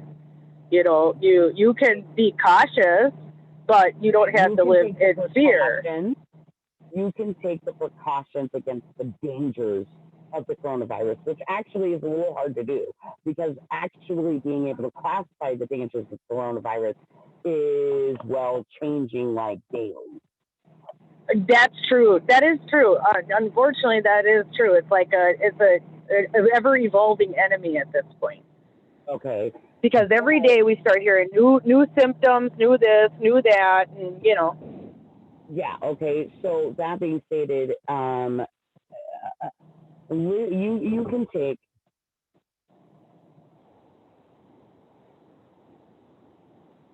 precautions against the actual dangers of the coronavirus and not live your life in fear of the coronavirus. And right now, many, many, many are in fear of the coronavirus, not precautionary of the dangers of the coronavirus.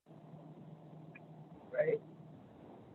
That's true. And I think that goes for even our governor and everybody else. Like, they're making us do all this stuff, but I haven't seen one governor wear a dang mask. Not one. Polis does.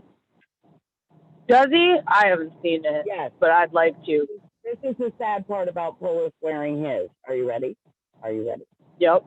I'm ready. The governor of our state has a homemade mask. I'm not sure where he got it or how he got it, but it's like a fabric. Okay. Probably has a really good filter in it like mine. Okay. It has our Colorado state symbol on it, which is that C, the colorful yellow and blue and red C.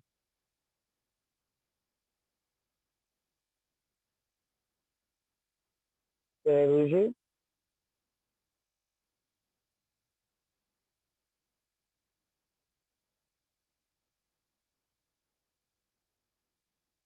I lost you somehow.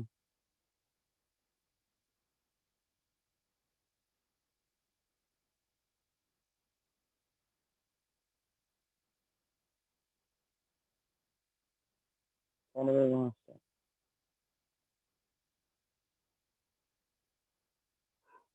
Well, crap.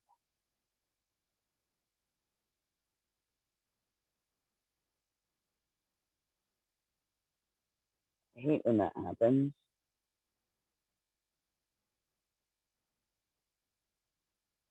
Totally hate that.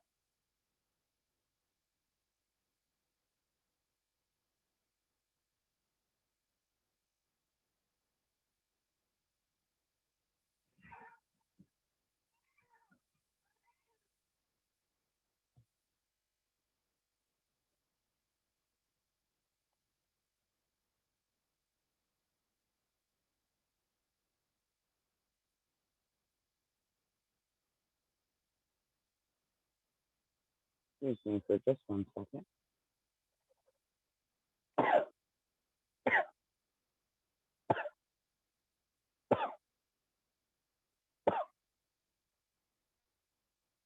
Okay.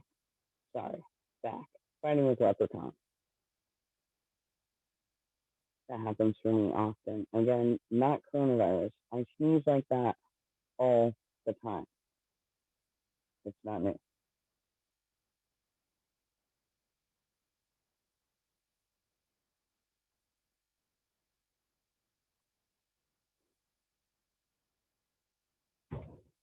Now,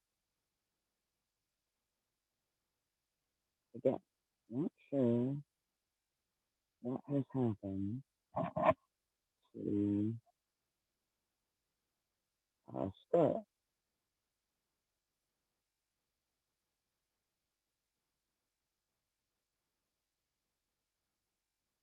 They're in the middle of sound good, and then boom, she's MIA.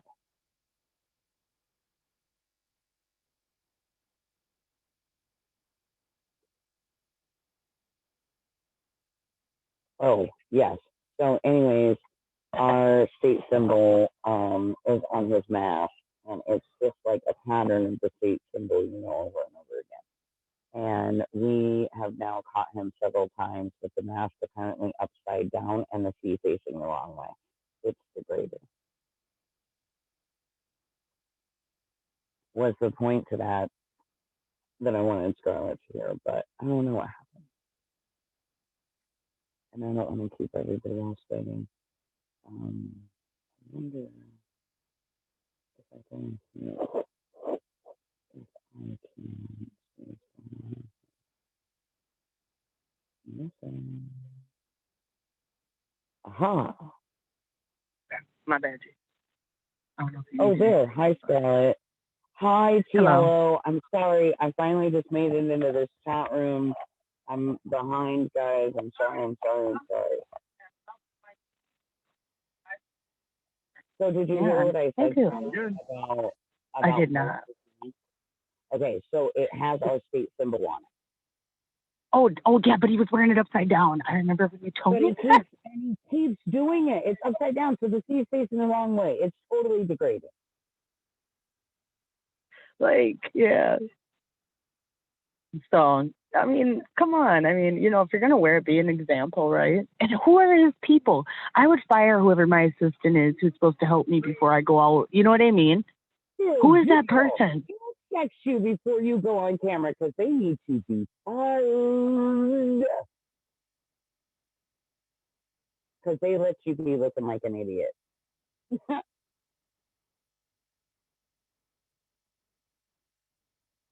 Hey, Pam.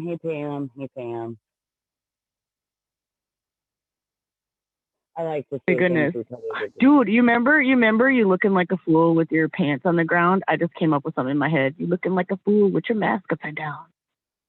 Right? You looking like a fool with your mask upside down. And the lady that you hired isn't doing it.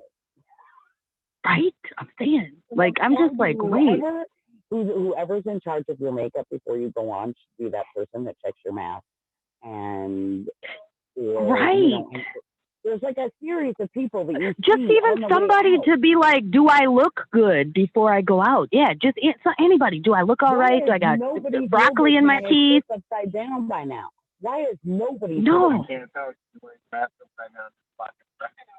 Well, I mean, I'm having a hard time with that, right? Like, nobody's there. They just letting him hang out there like that. And you're like, the representative of the state. Oh, you're good.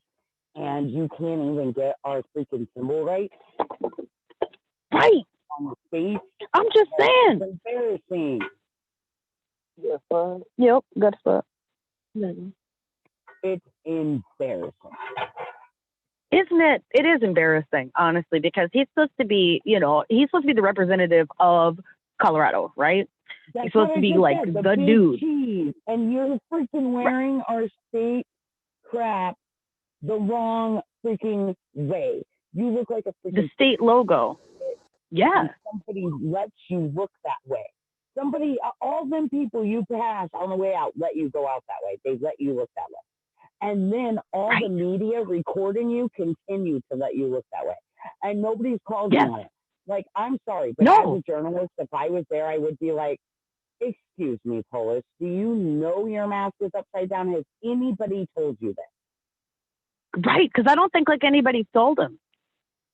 And if they haven't told you that your mask is upside down, or if your mask isn't upside down, has anybody told you that you look like an idiot and a fool? Because do you realize that our state symbol is backwards on your mask? Do you realize that? Right. But I don't think it's you're making us all look foolish. He's wearing it upside down.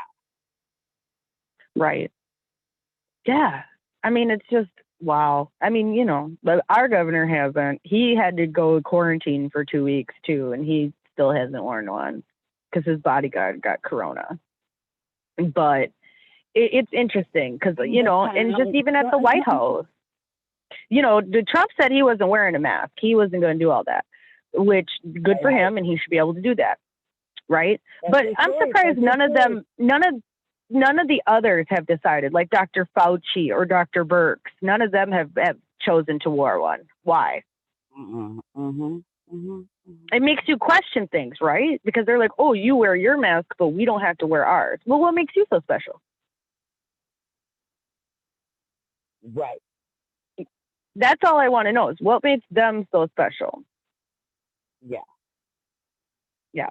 Or else this isn't really as serious, because if it really was, all of you would be wearing masks all the time if that was the case. Right.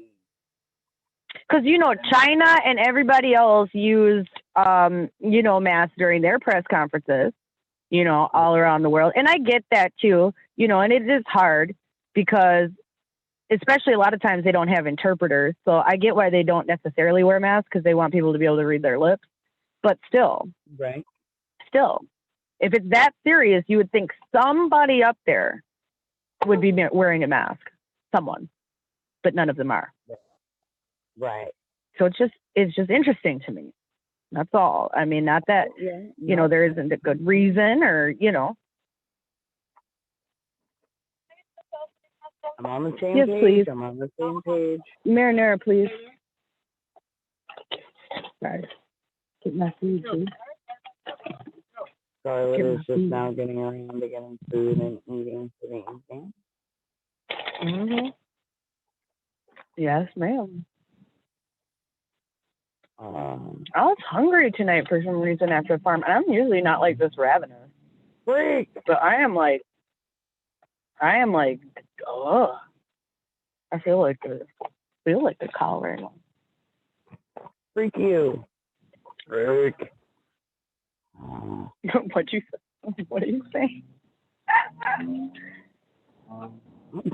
I'm yelling at my stupid thing. It just makes you wonder, and it'll be interesting to see him in the next few weeks, because wasn't today the day that he was supposed to let everybody off or whatever? Oh no, he already extended us to May 8th. We changed that, and today at 5 p.m. that MFer went on freaking television, and not only are we under freaking still the stay-at-home freaking order until May 8th, but he's also now implemented on top of that the safer-at-home order. Oh, okay. I see. So he lied and just locked everybody down harder. Is that what you're telling me? Right. That's what I'm saying. Right. Mm-hmm. That's exactly what I'm freaking saying, dude. Yeah, like, what is that? You know?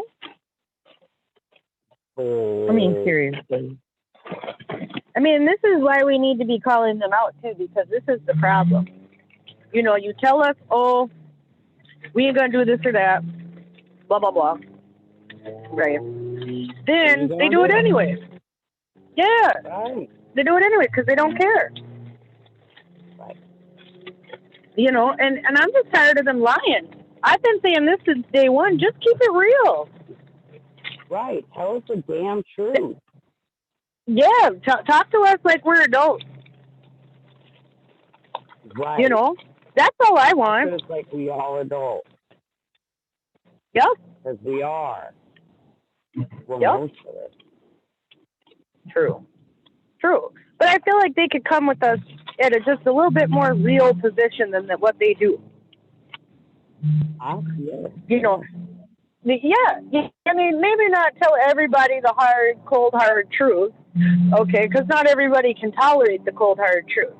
But I feel like a little bit more transparency than what we're getting, because right now we're being strung along like a damn rabbit with the carrot on a string, and as soon as we want to bite it, they move it away. Mm-hmm. get close, smell the carrot, touch the carrot, take it away. Mm-hmm. And they're going to keep doing this until we snap on them and tell them, what the hell are you doing? And you need to stop. I don't feel like they're just going to stop. History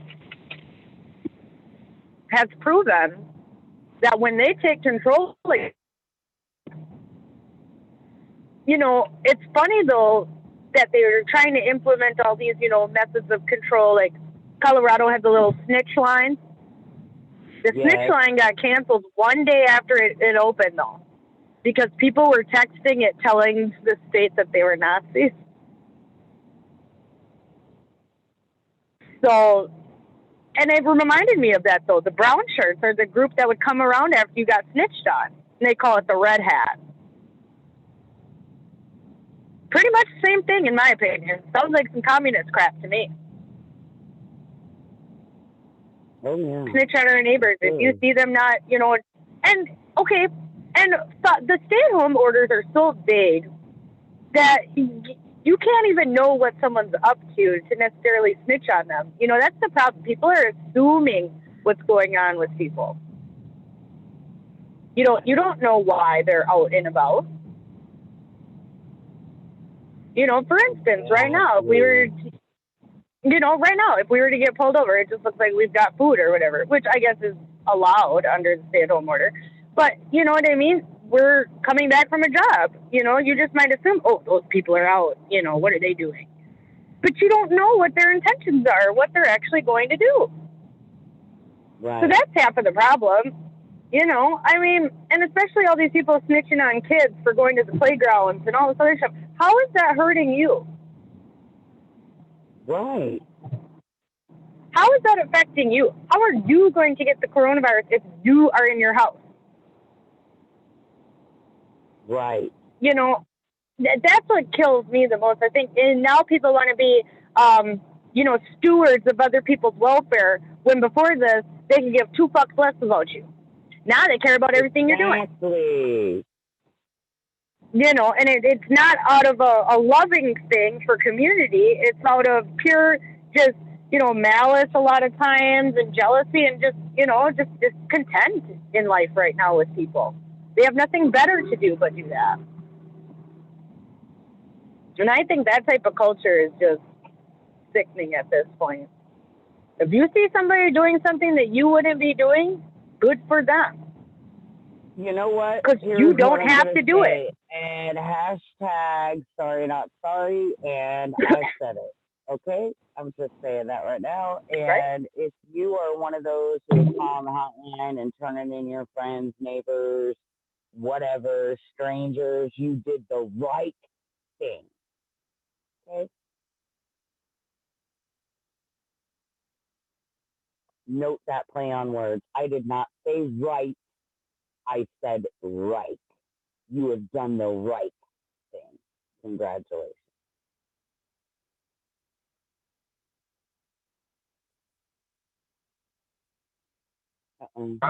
Yeah, so, I mean, yeah, you got a good point, Red. Just saying. And I actually have that on Journey's page right now. Snitches get stitches, CLO. Snitches get stitches. All right? That's what I was always raised with.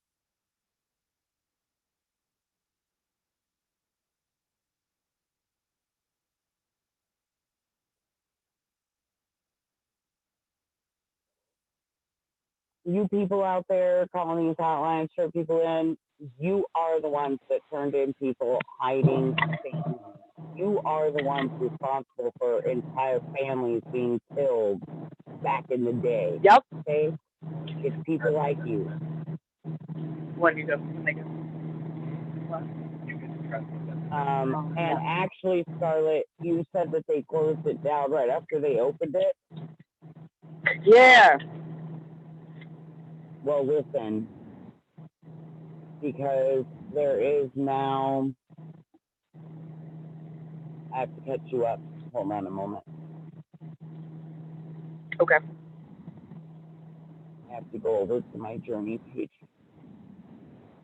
I believe I have it posted over there.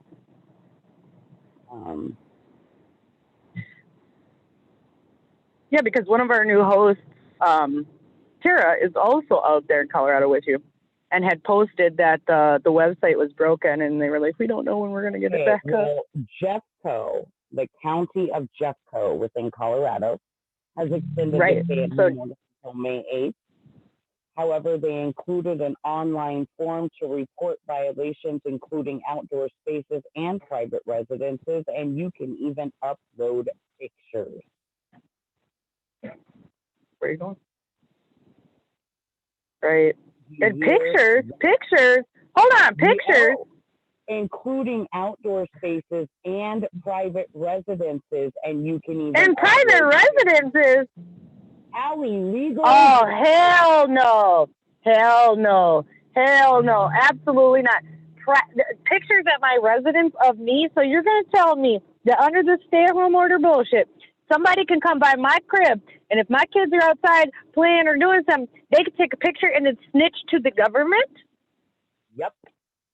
This is ridiculous. County, because this is, again, the Jeffco County. So it's the Jeffco commissioners that have decided this. But just so you know, the snitch lines are still there. See, no, see, look, they just upgraded the snitch line.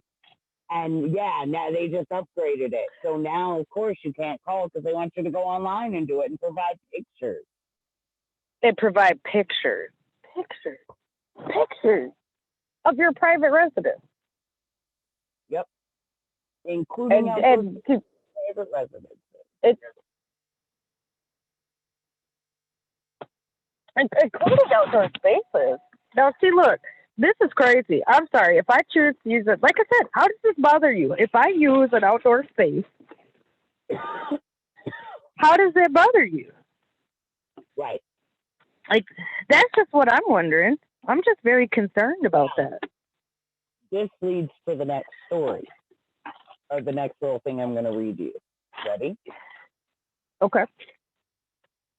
Again, not my story. This is Jeffco County. Okay. My 60-year-old neighbor and her husband shakingly approached my door and asked if I'm going to report them for breaking the quarantine because they knew I had seen cars at their house. She explained it was her birthday and her children wanted to visit her. This is America. She does not owe me or anyone else an explanation when her children visit her home.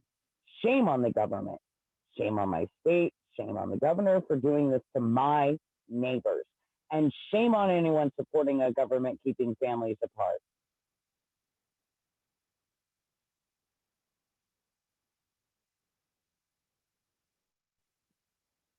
Post for the resident.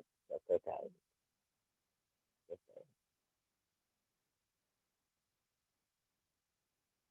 What have we come to when a 60-plus-year-old married couple has to come and beg not to be turned in because her kids wanted to see her on a birthday because they don't know how many more mom even has left?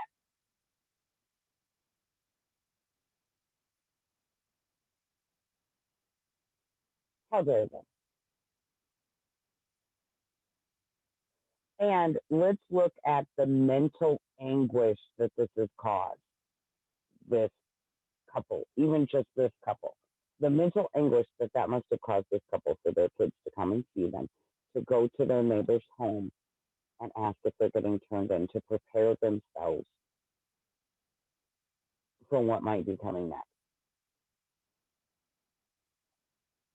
This is emotional and mental abuse. Wouldn't you say, Scarlet? Yeah. Wouldn't you say that this is emotional and mental abuse of them? To be 60-plus years to be brought into this mental anguish, to feel that they've got to go ask their neighbors if they're getting turned in so that they can prepare. Yeah. I mean, I mean, you know, it's just absolutely awesome. I feel that is definitely mental and emotional abuse. Well, yeah. You know, that's ridiculous.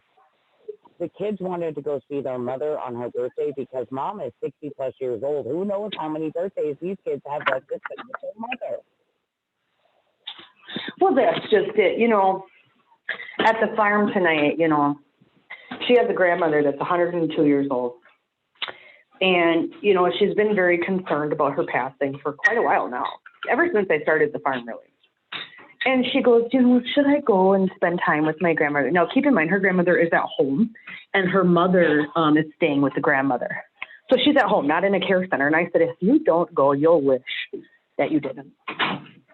You know, it's got people even questioning, should they even go visit their own family members at home? Right.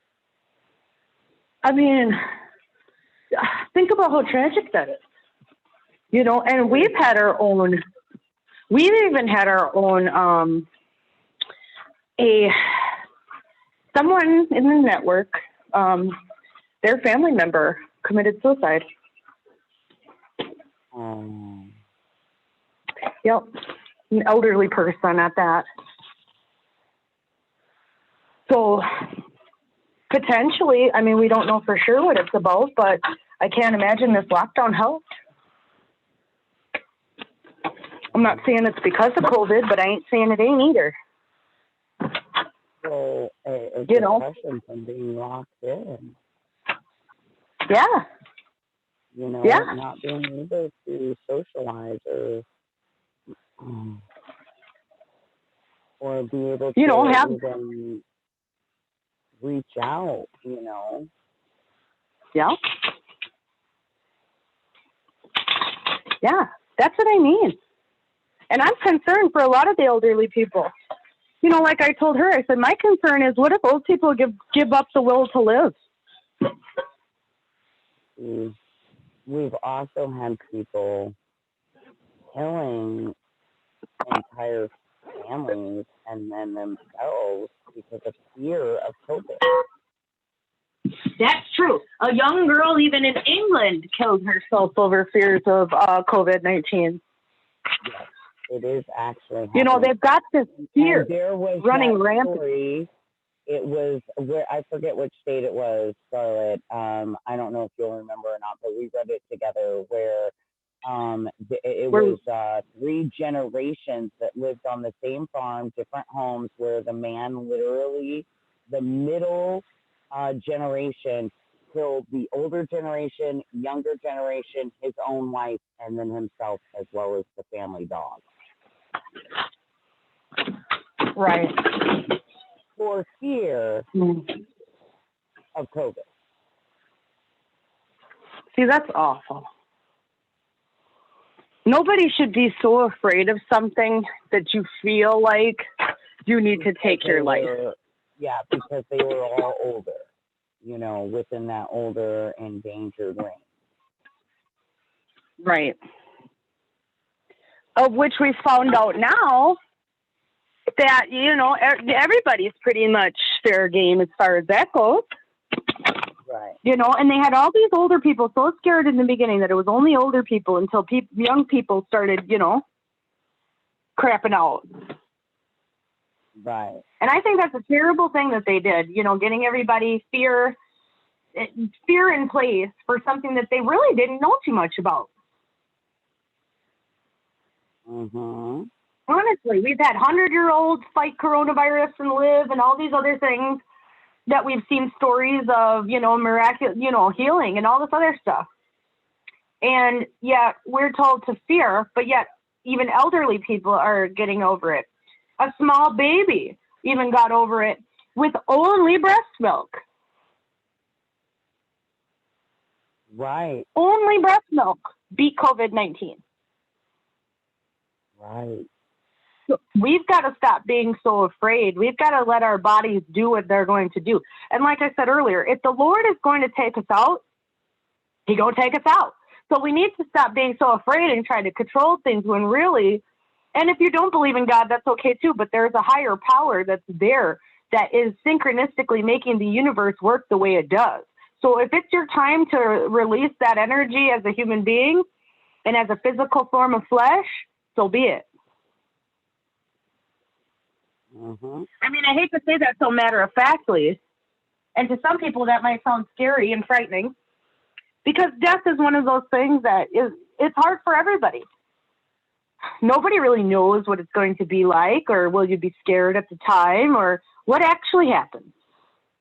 But we've got to prepare ourselves, for the idea. I think that's what's scaring people the most is just death. And we don't, as Americans especially, we don't embrace death the way other cultures or the way I think that we should.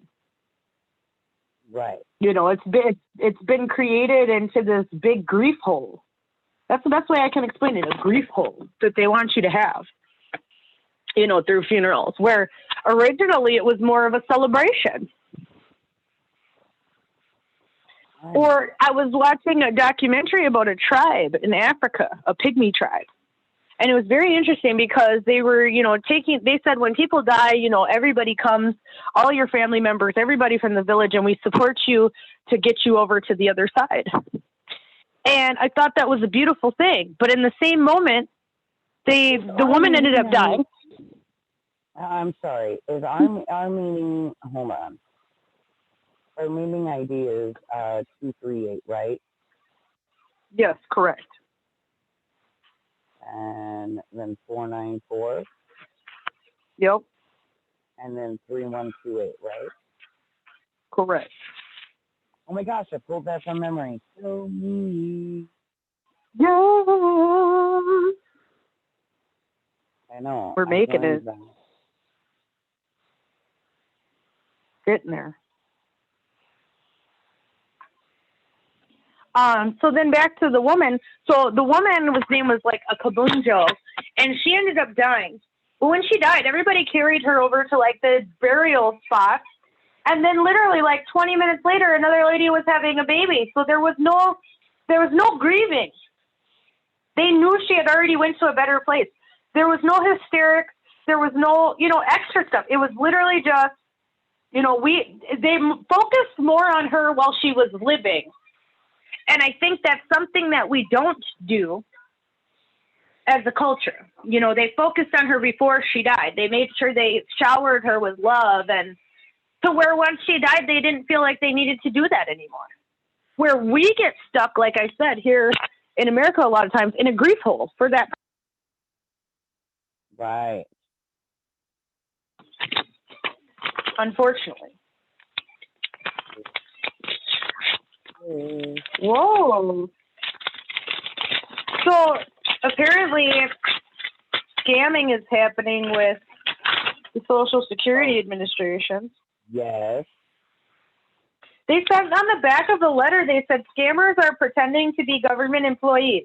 They may threaten you and may demand immediate payment to avoid arrest or other legal action. Do not be fooled. They tell you. They say hang up. They tell you that your Social Security number is suspended. Oh. Okay, I've gotten one of these calls. Okay, this has been going on. Have you? This is the first time I've ever seen one of these on the back of the envelope that they said. Oh, yeah, this is the first time I've heard about it being on, like, the back of their envelope. But this scam has been going on for a while. I've actually even gotten one of these. I've actually gotten this call 3 times. Have you? Yes. Okay, and what happens is you answer the phone, and it's an operator machine that says, this is the Office of Internal Revenue Service, and we have suspended your Social Security number due to fraudulent activity. If you feel that this is a mistake, please press 1 now. And then I just hang up because my thought when they said we have suspended your Social Security number was, can they even do that? No, they can't. They can't even do that. That's not even a thing. Right. Like, they don't even do that. Like, okay, if you would have called me and said we have suspended your credit card because of fraudulent activity, ding, now you have my attention. because you can freeze my Right, credit card. yeah. Where when I go to fucking use that shit, it's not going to work. But what the hell? Even if you froze my social security number, what's that mean?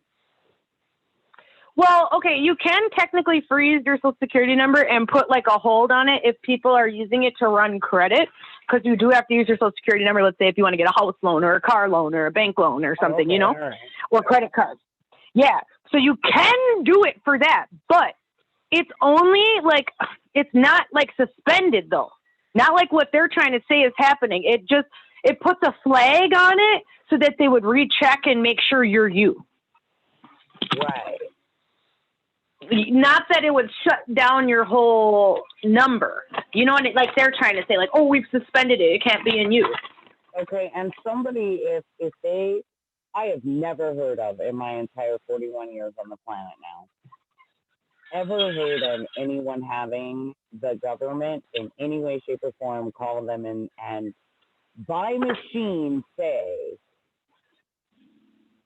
your social security number is suspended. Right. Okay? No, they would not call you. You'd have to call them. That's one thing people got to remember with the government. They ain't calling you. They gonna make you call them. Period. End of story. They ain't never gonna call you. Like, never, unless you've already predetermined that with them. They're not just gonna be calling you out of the blue. They're gonna respond through, and especially a government agency, they're gonna respond through mail first. Right. They're going to respond for mail and then maybe give you a phone call after they respond to you in the mail, but you would already had to make contact to give them your phone number during this transaction. Because they don't just go and find your phone number out of the phone book or, you know what I mean? There's no such thing as that no more. So you can't, that ain't happening. Right. So I'm just saying. No, you're right. You're right. Mm-hmm. So I don't know. I mean, it's just interesting. So I saw that. So their advice is to hang up, don't give them money or personal information, and then you can report the scam at oig.ssa.gov. Yes. That's what they say. Now, I am going to say that, like I said, it's the automated service. They tell you to press a button. Mm-hmm. It has changed. Like, first time it was like 1. The last time they called it was like press 0, whatever. The verbiage may change a little bit, but that's the basis of it. And then, from what I understand now, I never get this far because I just hang up. And I did, when I got the call originally, I called the sheriff here and reported it. Right. You know, because you're telling me my social security number is. Well, and you have a smaller community that you want to look out for. And so I could see why you would call the sheriff in your area in particular. And calling the sheriff for everybody might not necessarily work, like in a county like mine, where we have, you know, over 500,000 people and stuff. You know, that ain't gonna work. Right. But, or we probably have, no, we actually have 3.4 million people in my county.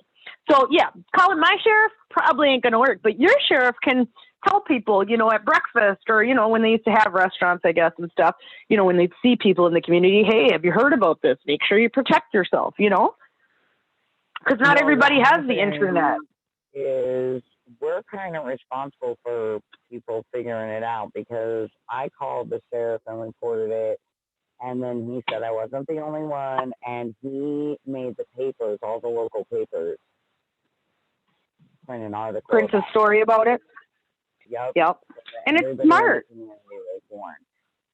But yeah, supposedly if you press 1, then they go through like a series like the IRS would with you about, you know, prove what your name is, what your address is, da. But guess what they just did? They just collected all your information, and the minute they hang up the phone, your everything is gone.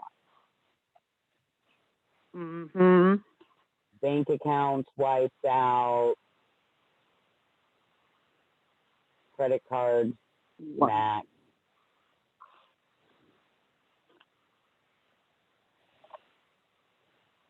Yeah, they can take. Oh yeah, identity stolen. Game over, Sarah. Yeah, it's absolutely insane. Because one thing I also, wanted to mention. Oh, go ahead, Rib. Go ahead. You're also, not realizing as much. Did I do something wrong? No, baby, why? It says recording pause. Okay.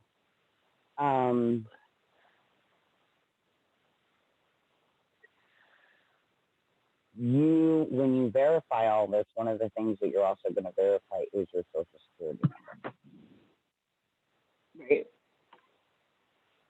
So you're going to provide for them through the series of questions that they ask you, your social security number, your address, your current phone number, your mother's maiden name.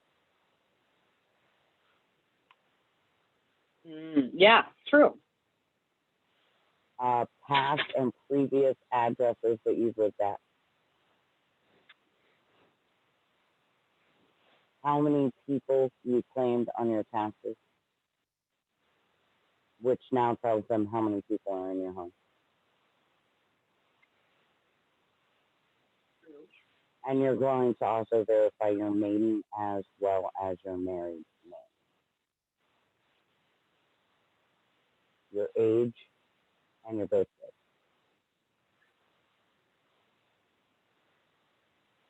And normally, if you call the IRS, there is a series of questions that the IRS asks you that equals all of these things. They're going to do the same thing. But they've called you, which makes the whole thing illegitimate. Right. Here's the one thing I know. I have ever gotten a call from the IRS. You know what happened? They called. They said that they were the IRS office, and they told me to call them back at the office. They didn't even provide me a number.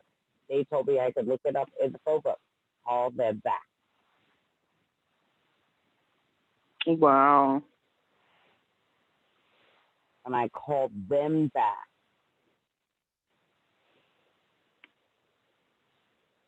From the number listed in the phone book for the IRS office in my county, called them back. They didn't even tell me who to ask for. They gave me a case number. And then verified that I had contacted them about getting a new Social Security card with a name change. This was when I got married. Right. And I said, yes, I did. And, so they gave me a case number. I called the office. I gave the case number. They then told me that my caseworker's name was and said that they were transferring me now, transferred me to that number where I heard all of the legitimate IRS crap that runs blah, blah, blah, blah, blah, blah, blah, blah, blah, while you're on hold about all the rules and regulations about coming to the office. Right. And what you can and can't do online and blah, blah, blah, blah, blah, blah, blah. And I think they intentionally leave you on hold so that you have to listen to all that. Right. And then my caseworker answered, asked me for the case number. I gave the case number. They verified their name to me and then again verified that I contacted the office about a new Social Security card with a change of name. I agreed again to that, and at which point then they asked me a series of questions of, I need to know your past 3 previous addresses, including your current address, and then I need to know, your current phone number. I need to know your birth date. I need to know what state you were born in. I need to know what your mother's maiden name was. I need to know what your maiden name was and what you are changing your name to as your married name. Da, da, da, da, da. There was a series of questions. But point being, I contacted them. They contacted me back, and they made me call them back so that I knew who I was speaking to. Like, Right. So that you could verify the call. It makes sense. okay. Now, the next time I ever had to deal with the Social Security office was when I was trying to help my neighbor who's on Social Security. She has to have she still does, but she had to have what do you call it? A person that accepts their money for them. Oh, representative payee. Yes. Okay. She had to have a representative payee. And I was like her representative payee for like a little while. Okay. Right. That's the only other time I had to deal with them. And I had to go in person to the office to deal with them. They wouldn't even do it over the phone. I had to go in person. Then they contacted me one time by phone. It was after the first payment to make sure that I received it. And again, they called me and told me to return the call to the correct office. I should have the phone number and the case number. I call, I get the case number. I went through the same deal. And we're contacting you because you are the representative payee. We want to make sure everything went smoothly with payment, that you received it in your account, because it was the first payment. Right. But that was it. And again, they contacted me and had me contacted back to, again, pretty much secure who I was talking to. Because now it's not even my information that I'm going to secure, it's somebody else's. Right.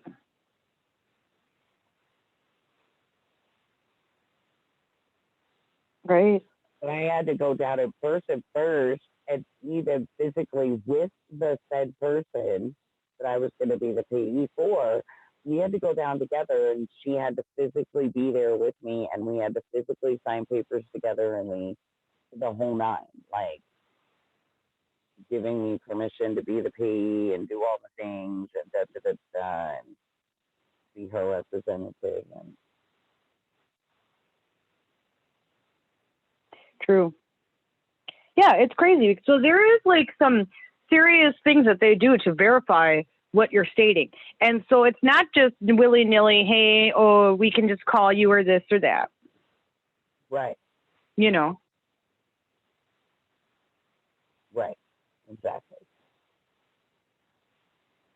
So just be warned of that, y'all. It is going around. There's also some, I guess, stimulus ones that are going around too, I saw.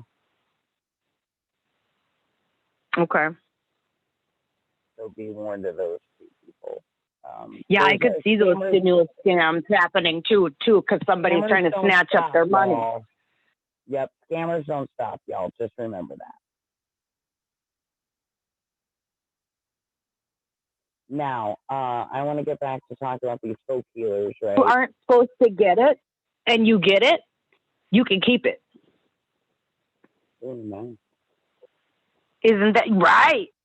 So, I mean, I'm just saying, so it's like, no, you need to protect your accounts because, yeah, they could just go up in there and snatch it, and then you get nothing. Right.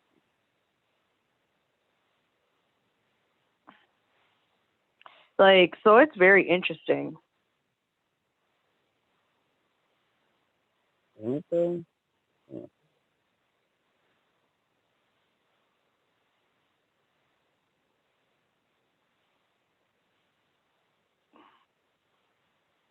Yeah, it's lots of things are going on right now. It's very, very a trying time at this point. Even just to know where the narrative is going from day to day. Yeah. It's so hard. Okay, can we talk about something that makes me really sad? Okay, we need to talk about this. Okay.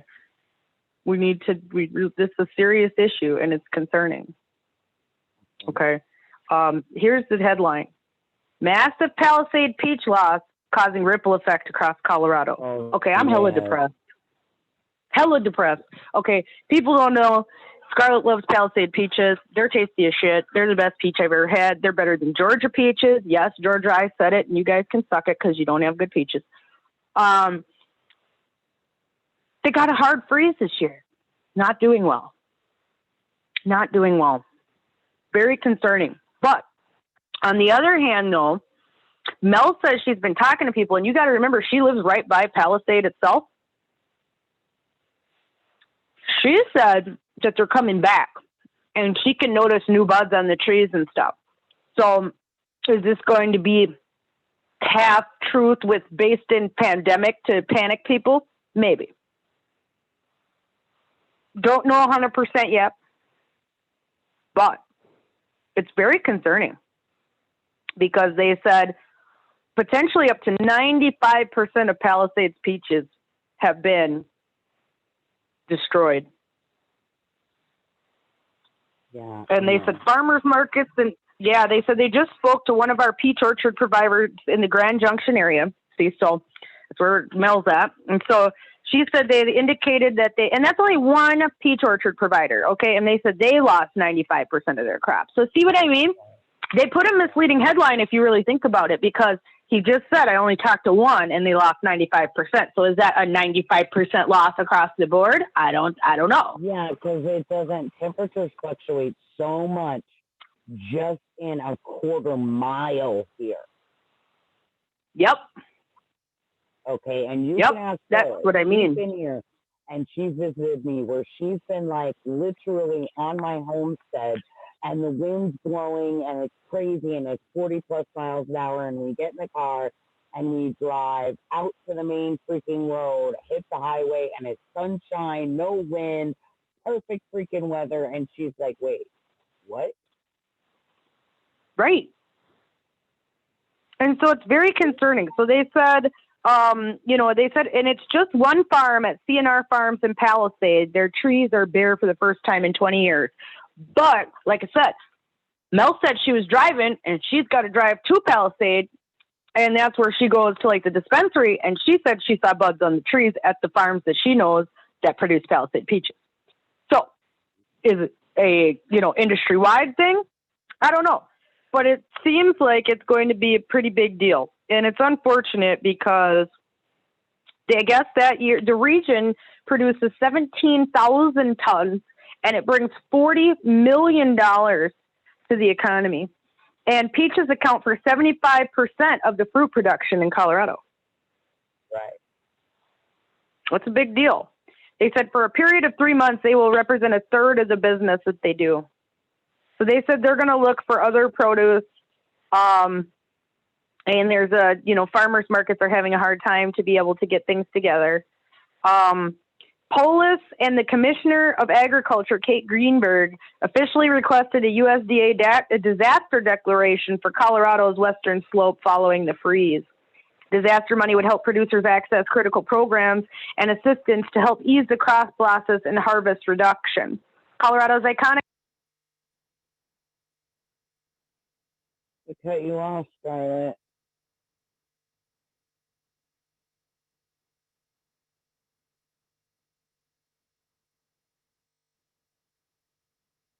To assist Colorado's agriculture community during this challenging time. Scarlet. So like I said, yes, Scarlet, yes, Red. It totally Yeah. cut you off for the last, segment there that you were. Rude. Like you went dead silent, and then came back at the very end for what you just said. If I was like, Scarlet. What the hell? Okay, well, basically, they put a disaster declaration, and they want them to help, get it back, basically. No, that's the gist. So I had clicked off the article at that point. But very concerning, though, as far as the peaches go. You off at the freaking end of that whole little thing. As you were and you'd think they would let me say that because, it was their crap. I was just spouting their garbage. But we'll see. It is 75% of it damaged. Like I said, are they just looking for money because they know the government will be giving some out right now? All good questions. Because from, and I mean, we only have one account from Mel, but it's from Mel, and she physically saw it, and the trees weren't bare. So, I mean, how bare is it? Now, is this just a few farms she happens to see, or is this like, you know, just a few big farms were devastated, so that's why they're going to ask for the money? That's my question. So we'll see what happens here. I'm pretty sad about it, though. Right. Mel said she would try to find me some, though, and she's in Palisades, so if anybody can find me them, she could. Because I was like, I need some. I need a whole box. I want a case. That's going to be less likely this year, but still want some. They're tasty.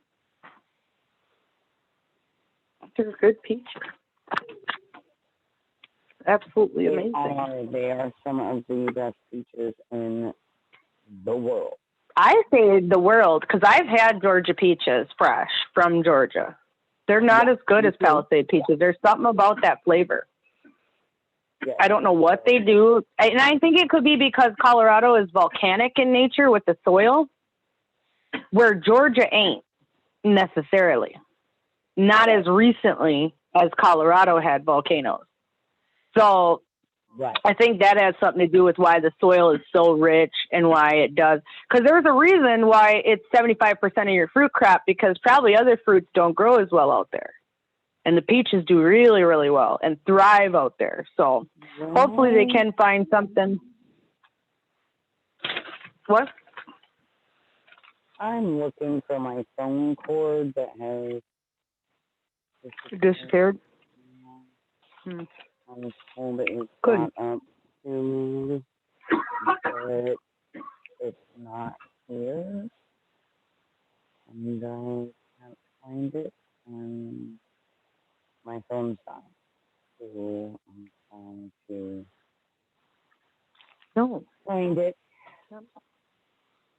Yes, find it. Other things. I was trying to think of other things I wanted to talk about. Oh, shit. Yeah, okay, Mr. Tire just brought up something. So, okay, did you see that article, Red, that was talking about that startup company that's going to be using celebrity tissue samples to culture and lab grow meat? No. Yes. Okay, so there's this company, and I think it's in California, but there's an article about how there's this new startup company, and they literally like titled it as like Ellen DeGeneres Salami ? And I guess this company hasn't gotten any celebrities to volunteer yet, but they use examples of celebrities on their website. Right? So like Ellen DeGeneres and a few other people. I just remember Ellen in particular.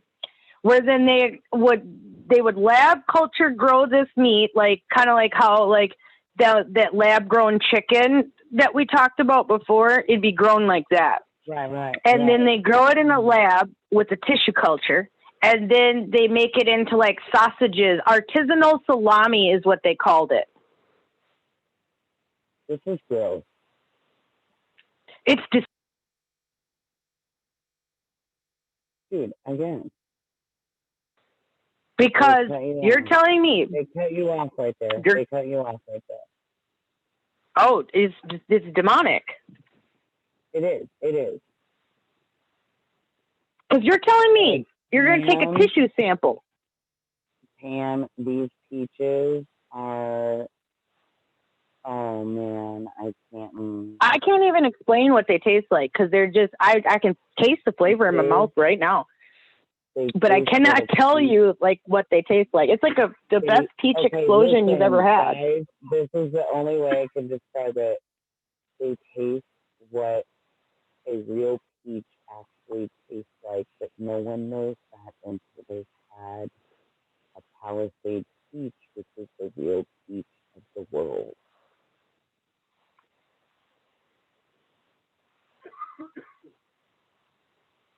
It is a flavor explosion. Whoa, who's dialing numbers? What's going on? Why is this happening?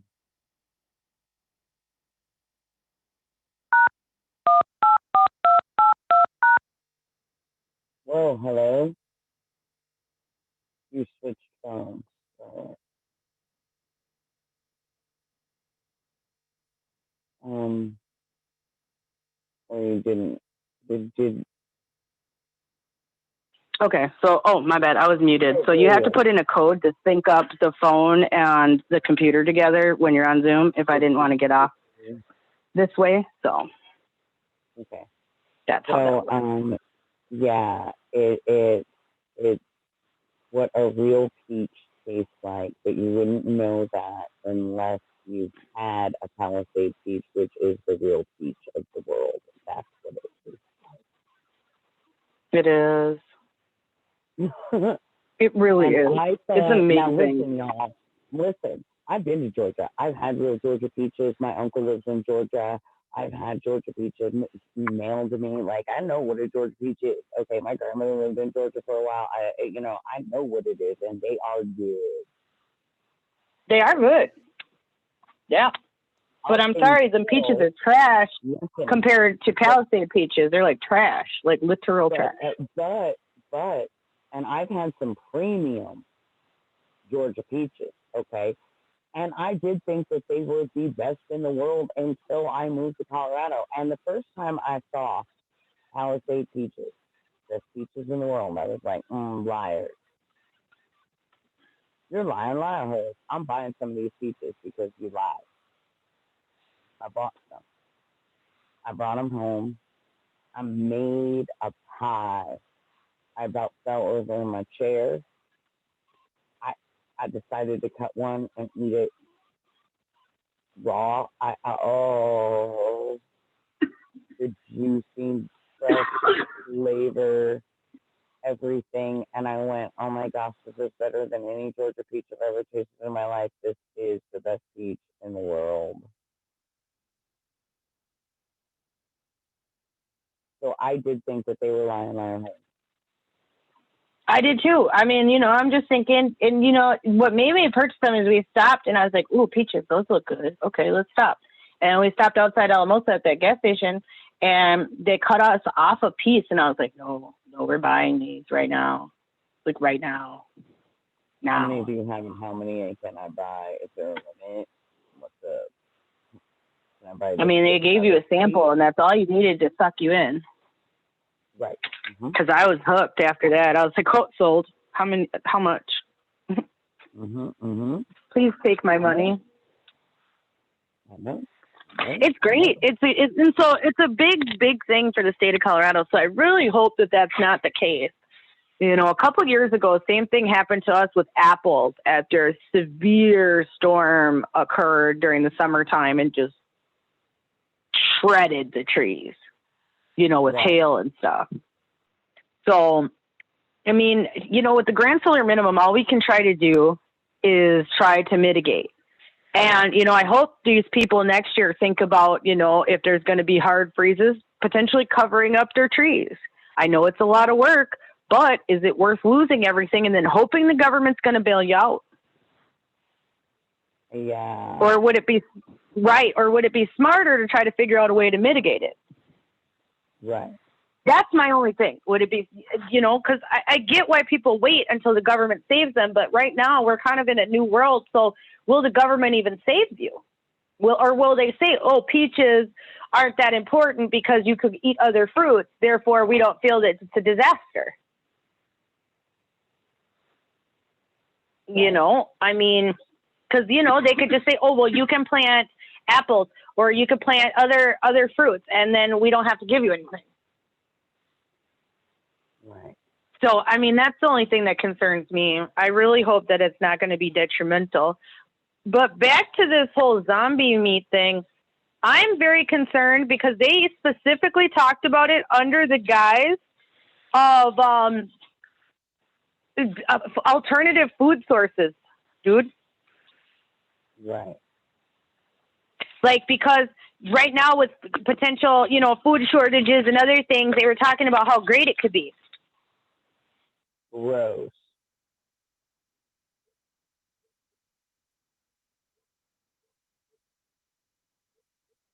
I am not eating people meat.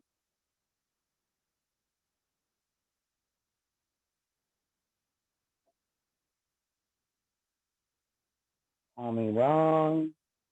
Call me whatever you want. I am not personally eating any people meat. Any what? People? Oh, hell no. Not knowingly. Now, if they done fed me some people already, I didn't eat them people willingly, okay? Let me tell you what. But I will not be eating people willingly. No. Nope. No. Nope. Not doing Absolutely not. Because I can't control unless I grow all my food myself, which is possible. But is it really feasible? Okay? Because where I live and all these different things, right? So I have to depend to some degree on the food chain to get food, right? So, I mean, if I get, that's the only way I'm going to choose to get fed that, because I can't. I mean, I just cannot imagine. I mean, that's just disgusting. How can they think that culturing human people using human tissue for for sausage? Gross. It's disgusting. This is the most disgusting thing I've You're heard. telling me we can't take like game animals before this? Like we can't, grind up ostriches or moose or this or that. We can't take a lab culture from them and regrow it? Right. Gross. You get what I'm saying here? Because if you can use a living human host, right, or a living host period to make this meat, and you just need a tissue culture, why couldn't you do it from a living animal? Right. See what you get, like they're doing that lab grown chicken. They take a little bit of the chicken and then they, culture it and then they make it grow, right? Why couldn't you do that for this? Okay, now listen, I'm not going to lie right now. I'm still not eating their lab cultured or anything. However, I'm not eating lab cultured shit. Do it with a real animal and not people. That's disgusting. Okay, and here's the article from over 5 years ago, but let me tell you, they just came back out with it recently. Like they're doing another run of investors now. So they said that, and this one was supposed to be made of Kanye West at the time, and they called themselves Eat Celebrity Meat. Now they don't call themselves that now. They call themselves Bite Labs. Okay, and they said each salami will have roughly 30% celebrity meat and 40% lab-grown animal meats, a representative of Bite Labs says. Bite Labs grows meat from celebrity tissue samples and uses it to make artisanal salami. So proclaims the copy on bitelabs.org. Right under, in all caps, call to action, eat celebrity meat.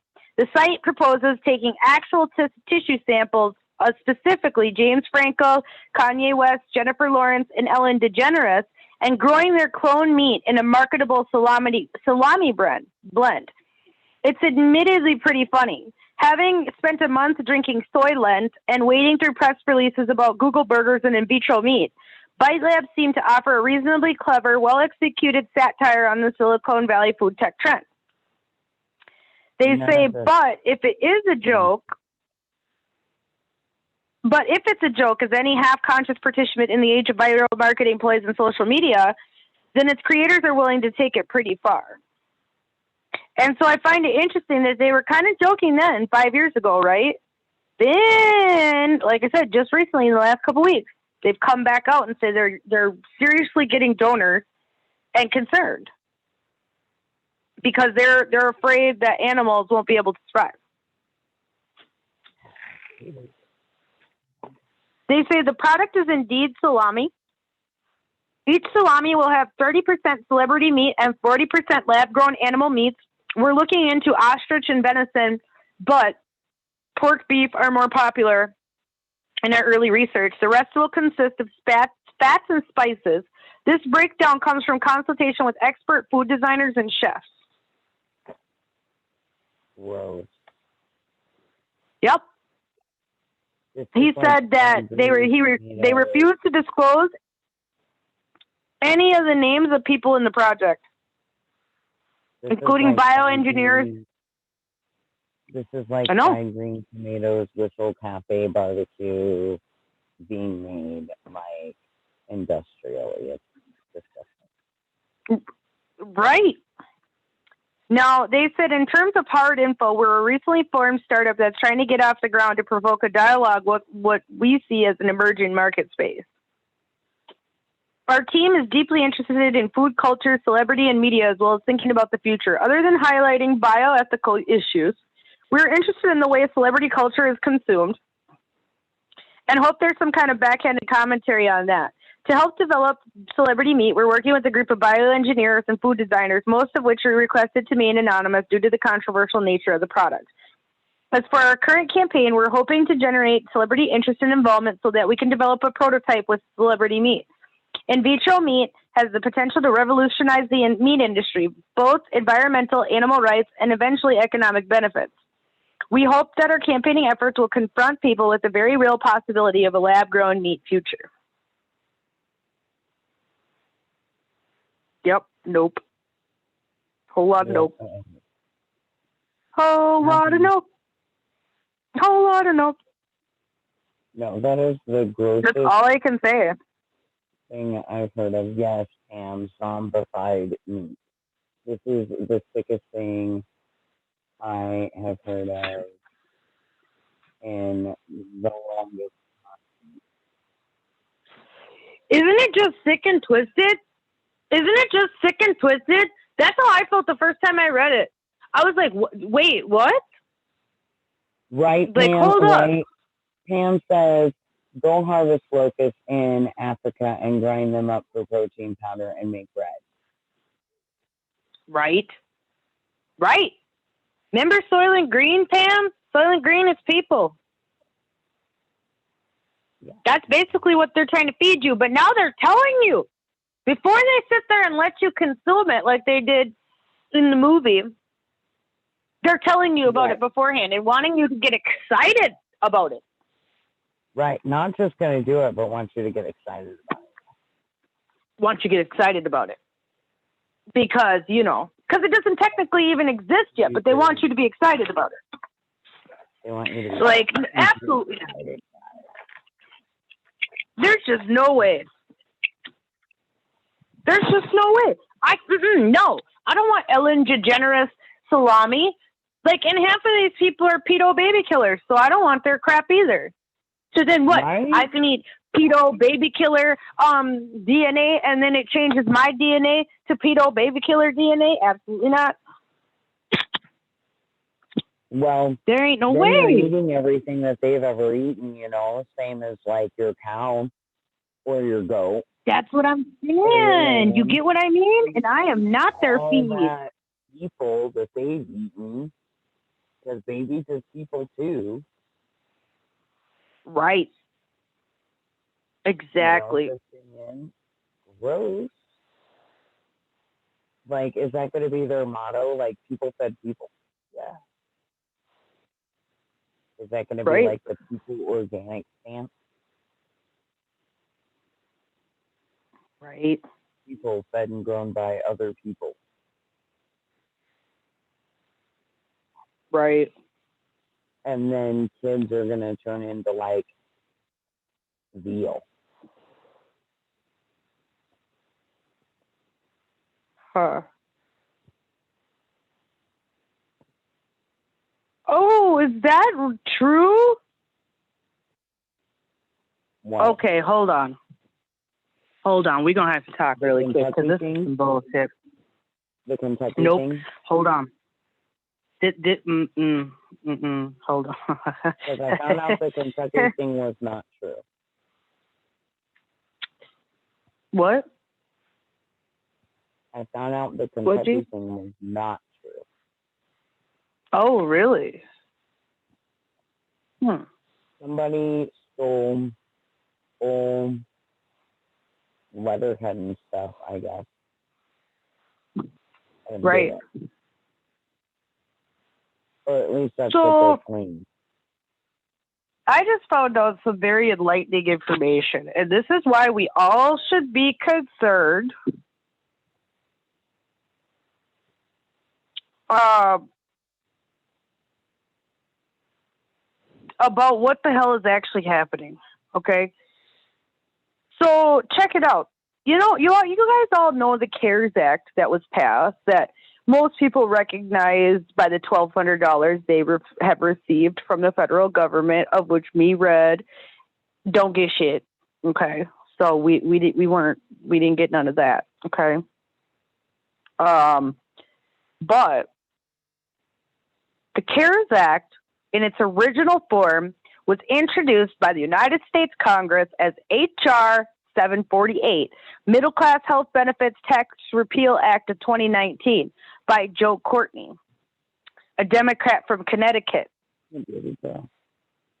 On January 24th, 2019, although the bill was amended before it passed.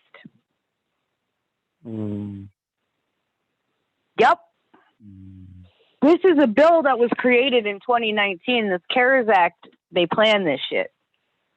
That should make you question everything that's happening right now. Yep. That this should be like the glass shattering moment. Because let's really think about that. If they passed this goddamn thing a year ago, plus at this point, we're talking 16 months ago, they passed this shit. What the hell? Why is it only being activated now?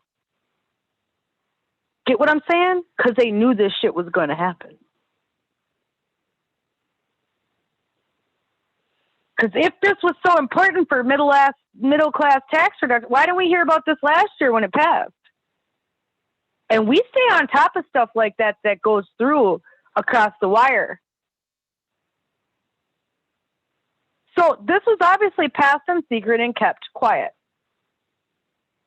Now just brought up and revamped as the CARES Act. You get what I mean? Like, what the hell? Also, have you seen what people are talking about in New York?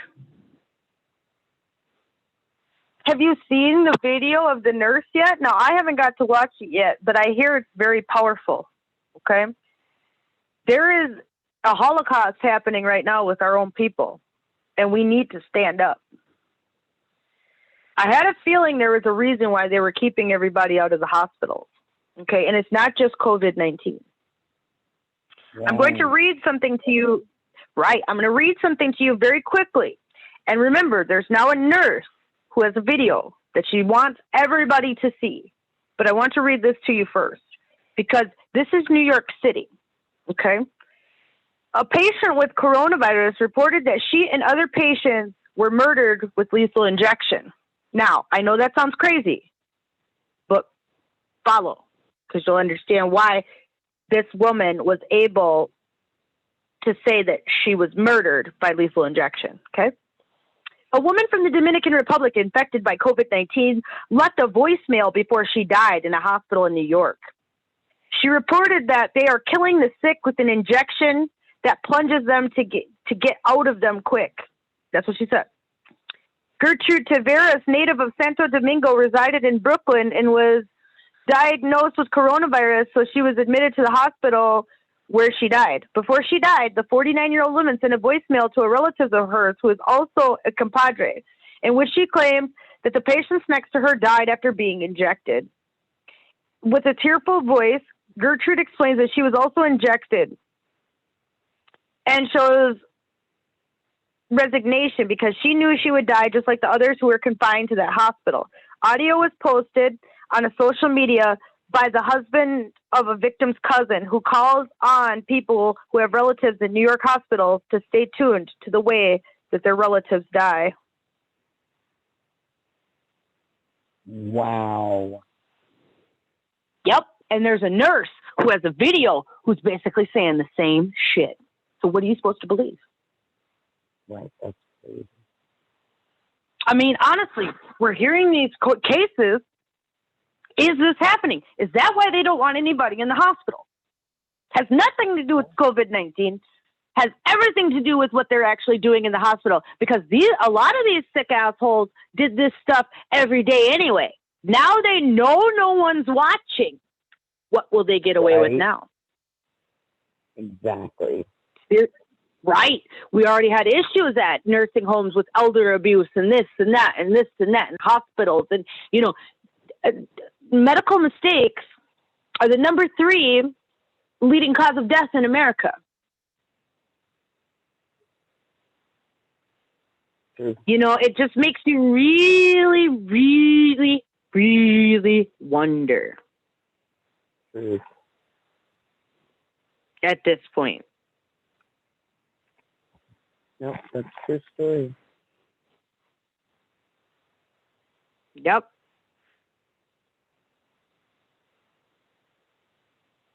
It's just, it makes me concerned. Oh, yeah.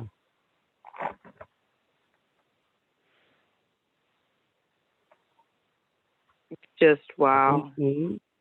Why it would be concerning. Yeah. I mean, basically what they're saying is that people are basically killing people.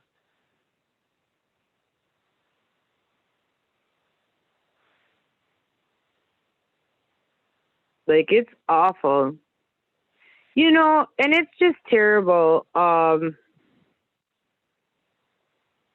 what's going on. You know, animals are just being culled in large numbers. A friend today said that she got a whole hog for $25, Red. Oh, you know what? Okay, so you know that Peanut Gallery, his family, and Isla. Yeah, what's going on? Right. He talked to them, and What so they this is what they were saying. They were saying that yes, whole freaking ready to butcher hogs are selling for like $20 right now because none of the plants are accepting any hogs or anything because there's no workers. A lot of these plants are dependent on migrant workers. With the COVID-19 stuff going on, right. They're not letting them in. And they're not letting them in. And they're also limiting the amount of workers allowed. So right now, so basically they're causing the fucking problem, because if they're not letting enough workers in to process the hogs, but then also don't have enough workers in general, and then aren't scheduling enough people to go anyway, yeah, now you ain't got nowhere for all these animals to go. Yeah, you're right. I see the game. And right now, all of the plants and processing plants are backed up like 2 months, and this is why people are selling off their. But how did we get a 2-month backup, though? Here's my thing: why didn't we try to keep these plants at capacity? Why don't we put out, hey, we need workers at this place? You get what I mean? Like, why did we allow this shit to happen all over across the country, where millions of hogs are going to be culled and probably just sit and rot? Yep. Unfortunately, because, hell, I could purchase one of these hogs, but where the hell am I going to put it? Because, my freezer that I ordered, that freezers that are a nationwide shortage, and then GE calls me and says, we don't have no freezer for you when you ordered it 2 months before, and then tell you that you can't get a freezer till June. I could have had a freezer to put a hog in. And I told that guy on GE, I said, look, you're going to mess up food security for a lot of people by having these freezers on back order. And he just didn't understand what I meant. And I'm like, you don't get it. See, this is how he affected people's food security. I could be going out right now, getting a hog for $20, maybe paying $2.50 to process it, right? And then bring myself home a whole hog for what, $270? Like, ridiculous. Just ridiculous when you really, really think about that. Like, that should be concerning to everybody. That these animals are just going by the wayside. It's awful. And they're concerned that they don't want, they don't want to cull them. And I feel terrible. So there is here if anybody is in Minnesota who would like to get a whole hog, email me, stationmanager@freedomrevolutionnetwork.com. I'll get you hooked up with the people. They're just outside of Wilmer in Kirkhoven. I highly recommend. They would like break-even price for their hogs, which is $130, but they're willing to take less. They just want them to go to people in need. So whatever people are willing to give is great. No, that's sad. I mean, this is the economic fallout. Please note, though, if they're having problems getting rid of the hogs themselves, okay? I just need everybody to be aware of the reality right now. Okay? Right. If they're having a problem getting rid of the hogs themselves at the actual processing plants, please do not be deceived. You're going to have a problem getting this hog butchered out. So if you cannot do the butchering or are not in a position to or hold don't have somebody hooked up right away, yeah. Do not do this. Do not. It's a bad idea. Yeah, at least call a butcher and pay the deposit so that the butcher will take the hog, but you better find one that says, I will process your hog how you want it. Right. And because if you're doing it, how many other people are doing it too? Exactly. You know what I mean? Okay. Where so butchers could be backed up, you know? My suggestion is to call your local butchers before you purchase anything. If you're not willing to butcher said animal yourself on your own property, which is completely but not everybody has that ability, because I could purchase a hog, and if somebody can process it for me, I can keep it at my house, but I can't do it here. Right. Okay. They ain't gonna let me do it here. I mean, exactly. So right. But if you have your own place, you should be learning how to do it yourself. Right. You should. This year, more so than any other year ever before. It is completely legal, and you can butcher on your own property, your own animal. Absolutely. Hell yeah. Okay. So, for anybody who thinks that it's not, I just wanted to clarify that. You never know. Yeah, that's true. Right now, since we don't know what, everything's changing, but yeah, no. If you have the space, as long as you have a front or backyard or a big enough space to put a tarp, that you could do this on, you're ready to go. Now, I mean, I'm sure there's videos on YouTube and everywhere else. Are not going to buy these animals because we're also, right now it's just hogs, but we're going to start seeing it in the other animals, cows, chickens, things. If you're not willing to get these and be butchering them yourself or in a position to be able to butcher them yourself, you need to call previous to purchasing anything and talk to your butcher. And that's why I said you need to be putting down a deposit. If the butcher if you don't have a deposit contract with them, I wouldn't even go through that butcher, because you need to make sure that they're going to take this hog and process it, because otherwise you might be SOL. Right. Exactly. And I know they do that with deer. They do it with deer and elk and everything else. You can call them and then say, hey, I'm going to pay a deposit and I'm going to bring you this hog, and then you're going to do this. And then they ask you how you want it, Do you want bacon? Do you want ham? Do you want side pork? Do you want pork belly? Do you want the skin? What do you want? Exactly. And they do ask you. Right. And, things that you could be using that not everybody thinks about, especially if you get a whole pig, like ham hocks. Please get them processed. You can use them in soup and beans for flavor. Even just the salt pork, which is now known as kind of like pork belly. Salt pork can be cured in salt, okay? And you take these little strips of salt pork and then you cover them completely in salt.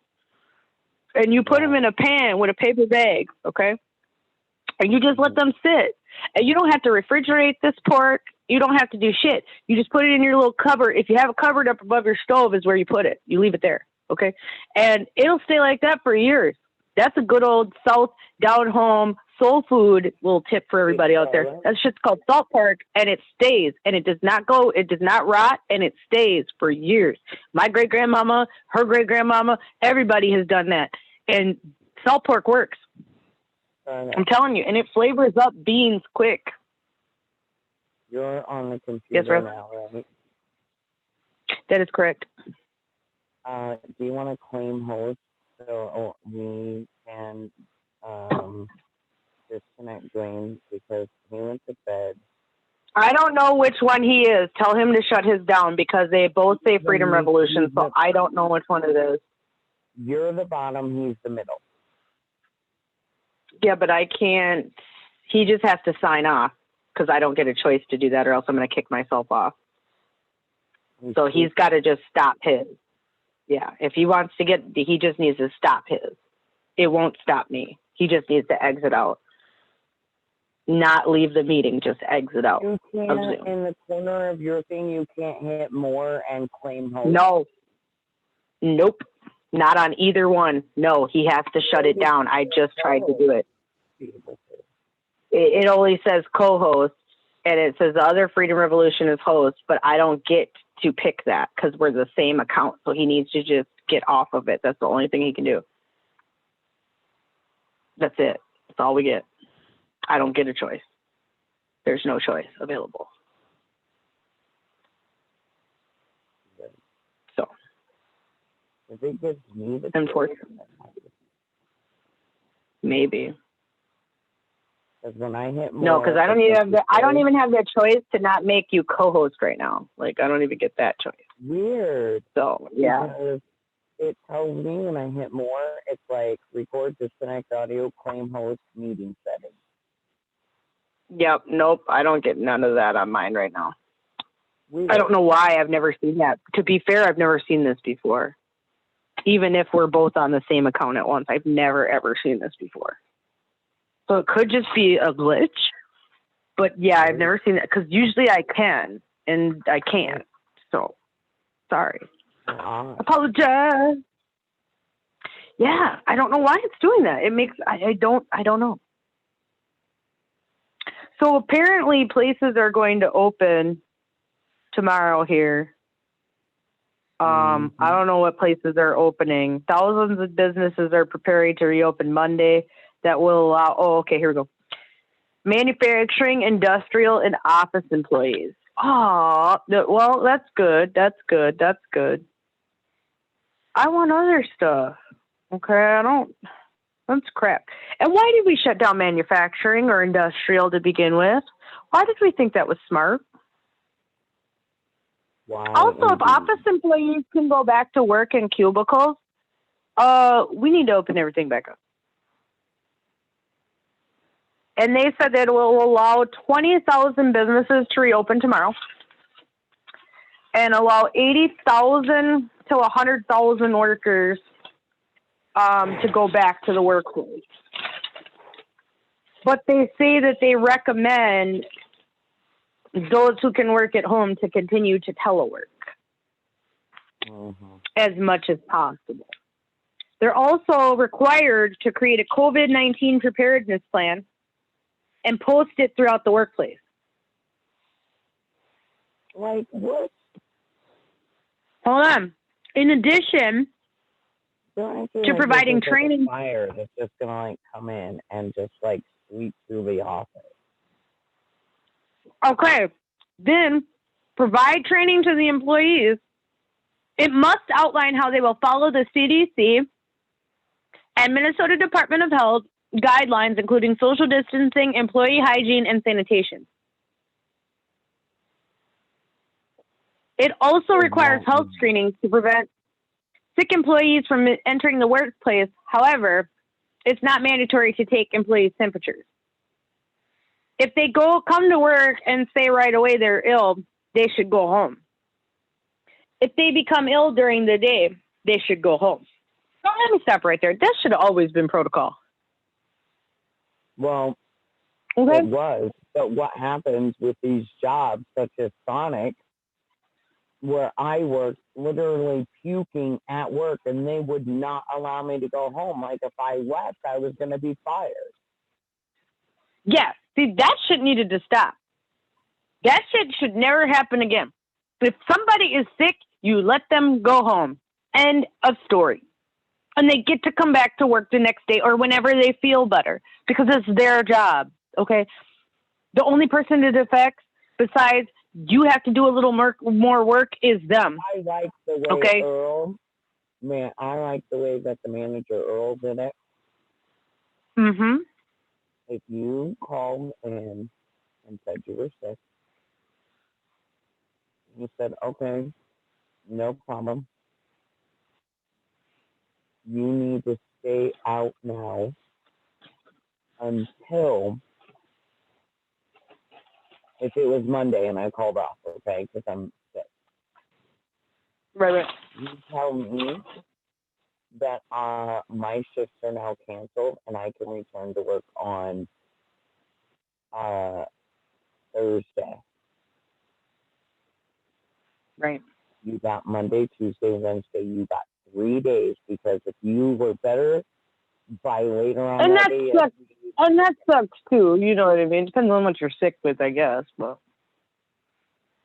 but with what they're saying with this COVID-19, that's a smart thing anyway. Yeah, you're right. Absolutely. If It really is. sick, and then if they're not sick and they're just calling in and faking being sick, it's going to discourage that, because you're not just going to be able to call off for 1 day. You're going to be off 3. True. And that's True. normal. It shouldn't be. I don't care. I know that I've had a 24-hour flu, but how do I know that I'm not able to give that to others for the next 2 days, even after I feel better? Because I'm still slightly recovering for the next 2 days. I may feel good enough that I could go to work, but should I actually be doing so? Right. Right? And so I think that should become the regular normal. Honestly, yeah, you need to be able to call off sick. But I do also understand the fact, as a manager at Sonic 2, that people take advantage of this, okay? Huge. And I get that. And you've got to find a way to discourage that. But at the same time, you can't deny and make people be there when they're freaking sick, okay? So I think that should become the new normal. When you call off 3 days, bro, 3 days. Because in order to be calling off sick, you need to have actual symptoms, which should be including vomiting, diarrhea, fever, any of these things, which by medical standards, if you have any of these 3 things, you should be separating and quarantining yourself for a minimum of 3 days from the last symptom. So True. if it is a 24-hour bug and whatnot, you still should be quarantining for 3 days. So to have somebody call off on Monday and say, okay, all of your shifts will be canceled. We'll see you on Thursday. Hope you feel better, whatever. This is going to solve the problem. This is going to solve the problem of getting people sick.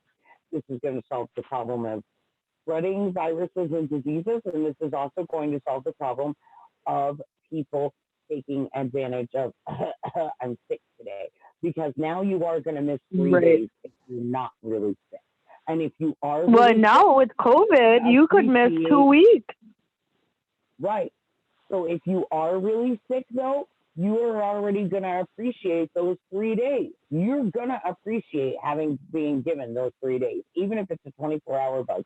You're going to appreciate those 3 days, because 24-hour bug, the second day you're recovering, and the third day you've got to make up what you missed in the last 2 days of being sick, and you're still off that last day to be able to do that, and then go back to work. Life back to normal. Right. Okay. Now, if you are at day 3 and you are still sick, you call your boss. You're like, hey, listen, I'm still sick. Okay. 3 more days. So now it's Thursday, and now you're still sick. You call your boss. You're like, listen, I'm still freaking sick as crap, buddy. Like, I'm puking, whatever. And then, boss, it should be, the new normal should be, okay, so, right, we'll cancel everything and you can return Monday. Monday would now be, okay, So now, if you get to Monday and all's cool, you've had those 3 days again to get well and recover from what you missed, and then get back to work and life's normal. Or again, if you get there, you can call your boss, you're sick, you're going to have those 3 days again. And again, I think this should be the new normal. I really do. I think that this should be the new federal normal for any job.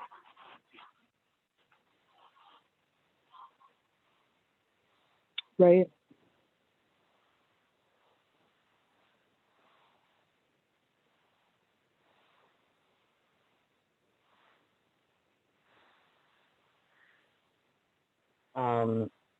Because I do think that if they're faking, and now all of a sudden it's not just one day that you're going to miss at work, it is literally going to be 3.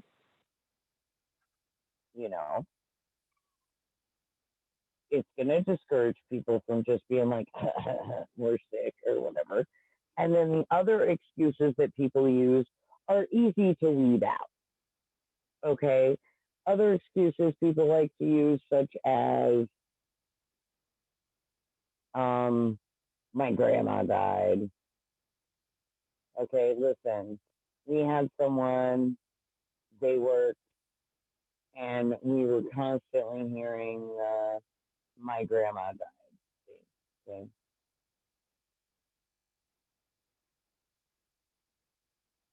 In a matter of like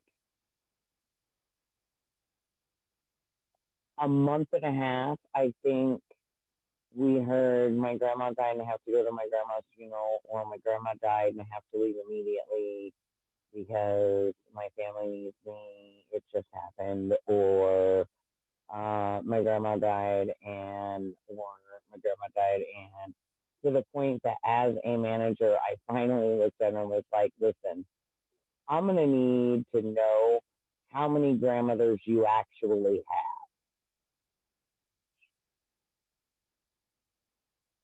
Like, you're going to have to start bringing some sort of verification that you're actually going to funerals. Like, this is Right. Isn't that the worst to have to do to somebody? Because you don't want to have to do that to somebody. But at the same time, too, it's like, how many grandmas you got, dude? Like, you only can, by design, have, like, 4 sets of grandparents. Like, so I get you could have step grandparents, but, like, I'm going to really need to figure out how your family tree works after a certain point. And, to me, if it's not your grandmother, and it's like, because like you said, 4 sets of grandparents. So, like, to me, when it's like grandma died, it would have been great grandma or great great grandma. Or people have different names like nanas, or, whatever, I used to call my great grandma, but great great grandma was Nana.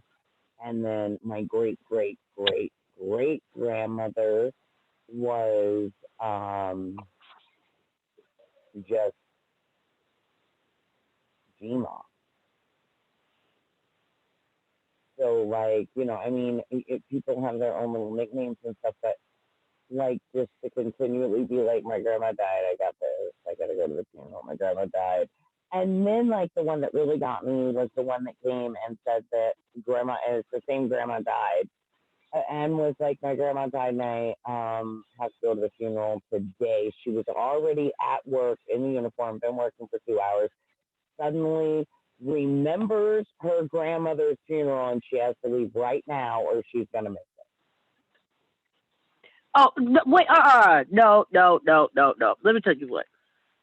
I literally, like, your grandma. I'm not Jewish, but I literally, like, sat Shiva at my grandmother's bedside in her dying bed. Okay. And let me tell you what, and I was in, like, mourning for, like, weeks, months, years afterwards. My one and only tattoo is of and for my grandmother. I know everybody doesn't have a grand relationship with their grandmother like that, but let me tell you what, I would at least know what day it was and what time. Because guess what? My whole family would probably be congregating and talking about it and doing things. And you get what I'm saying? How do you forget something like that? That is not something that you just have a mental brain fart over. I'm sorry, but I've just never heard somebody having a brain fart about a big funeral like that. No. Like, I get, like, it's stress. Like, you know. Oh, yeah, I get all those things. But you didn't just suddenly... Oh, and the only reason that she remembered, by the way, is because she's been at work 2 hours, gets a text, or he gets text, and is like, answers it, gets yelled at by me, the manager, you know, put your phone away. You're not allowed to be on the phone. Put it away. So they got to answer, no, you got to put your phone away. You're on the clock. You're working. Put your phone away. We're slammed. Okay, we got orders across the board. This is one of my servers that is a car hop. Like, there is food on every tray needing to go out. Ice cream is melting. Okay. No, you need to put your phone away and you need to go. And at which point then it's like, well, this is a message telling me that I'm missing my grandmother's funeral right now. I have totally forgotten about it. I have to leave right now to go.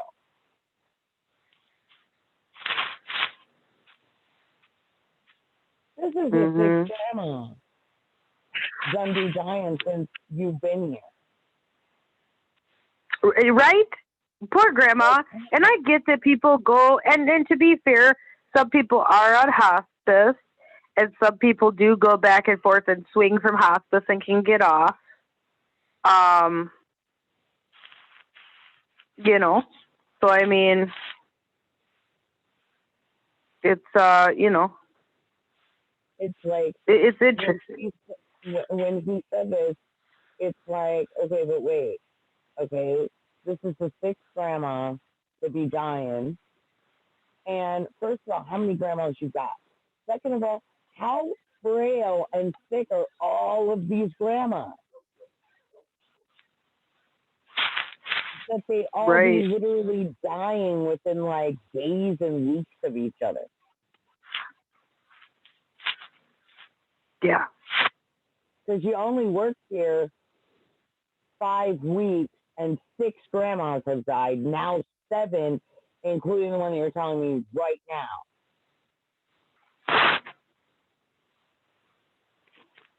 Right. Like that's more than one a week.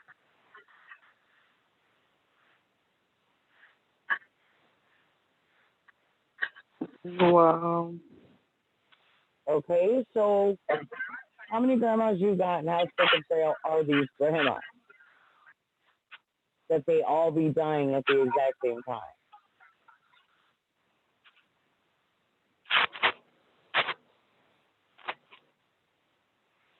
You see what I'm saying?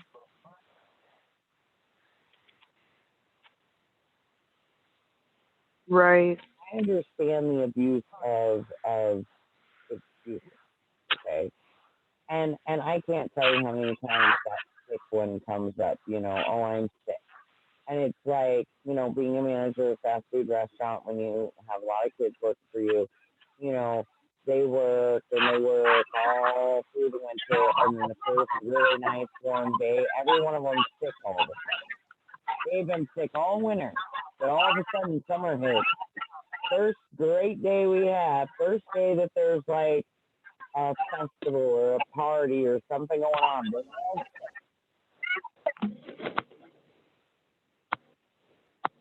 right. I get it. I think during the 3 days it's the smartest thing as far as stopping the spread of any disease or virus. And if you're not really sick, it's a punishment to have those 3 full days off. Right. Yeah, and you know what? That's think about that because, you know, you had an instance where, you know, we got to really think about this because do you want to work or don't you? And a lot of people had a problem with that. So that's why now a lot of people, that's why this CARES Act is dangerous, because a lot of people wanted to sit their ass at home anyway. And so now this just gave them an excuse to. And I guess there was an Amazon employee who got not arrested, but got terminated because she's just been sitting at home since the pandemic started, okay, because she says she's afraid to give the virus to her family. But at the same time, like, you have a job. Like, are you going to work or not?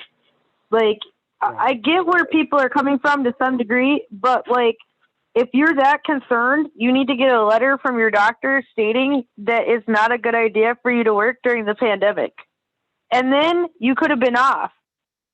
And, people have to do the right thing. Let's just not run away from jobs and be afraid. We have to still do our jobs. Like, I'm very concerned that people are just going to be like, you know what? I can sit at home with more money, so I just don't even want to do my job. Mm-hmm. That's going to become a real situation. And then people got to remember, if you lose your job, you lose your freedom to go anywhere. We could end up turning like Australia, okay? Right. Australia has this app, okay? And they're sending text messages to you, okay? Such as, the COVID Safe app has detected you are now 20 plus kilometers from your nominated home address. Please register your reason for travel by calling 1300-1MY-GOV 6+61 1300-169-468 within 15 minutes of receiving this text message. Thank you. And that was 10:12 a.m. We're gonna find out because this person just posted at 10:12 a.m. Australian Eastern Standard Time, Monday, 27th of April, 2020. So that happened today. So we're gonna find out. I mean, this is crazy. I mean, what are they gonna do? Pick these people up? They're not supposed to go anywhere. You can't go anywhere. What if you don't have a store that's within 20 kilometers of your home? Mm-hmm. I mean, that's the only thing that I'm concerned about. Like, wow.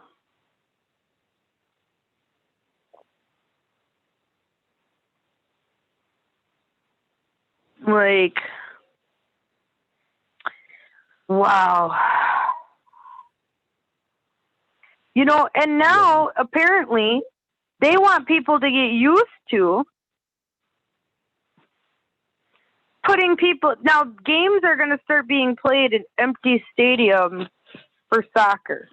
Okay? Why even play? What's the point? Are other sports ever going to come back? I feel like this was such a sham and a ruse. That's why we always said here on the Freedom Revolution Network and on Journey into Freedom and Clarity After Dark that these were just gladiator games. Because how come they're so willing to get rid of these leagues? Mm-hmm. How come none of them even fought one iota to keep it open? People like LeBron James are like, well, if the fans ain't gonna be there, I ain't playing because I play for the fans. Okay, well, now we can't have stadiums back, so what are we going to do? Like, legitimately. Right. What is the plan? They're talking about putting cardboard figures in the stands. Right.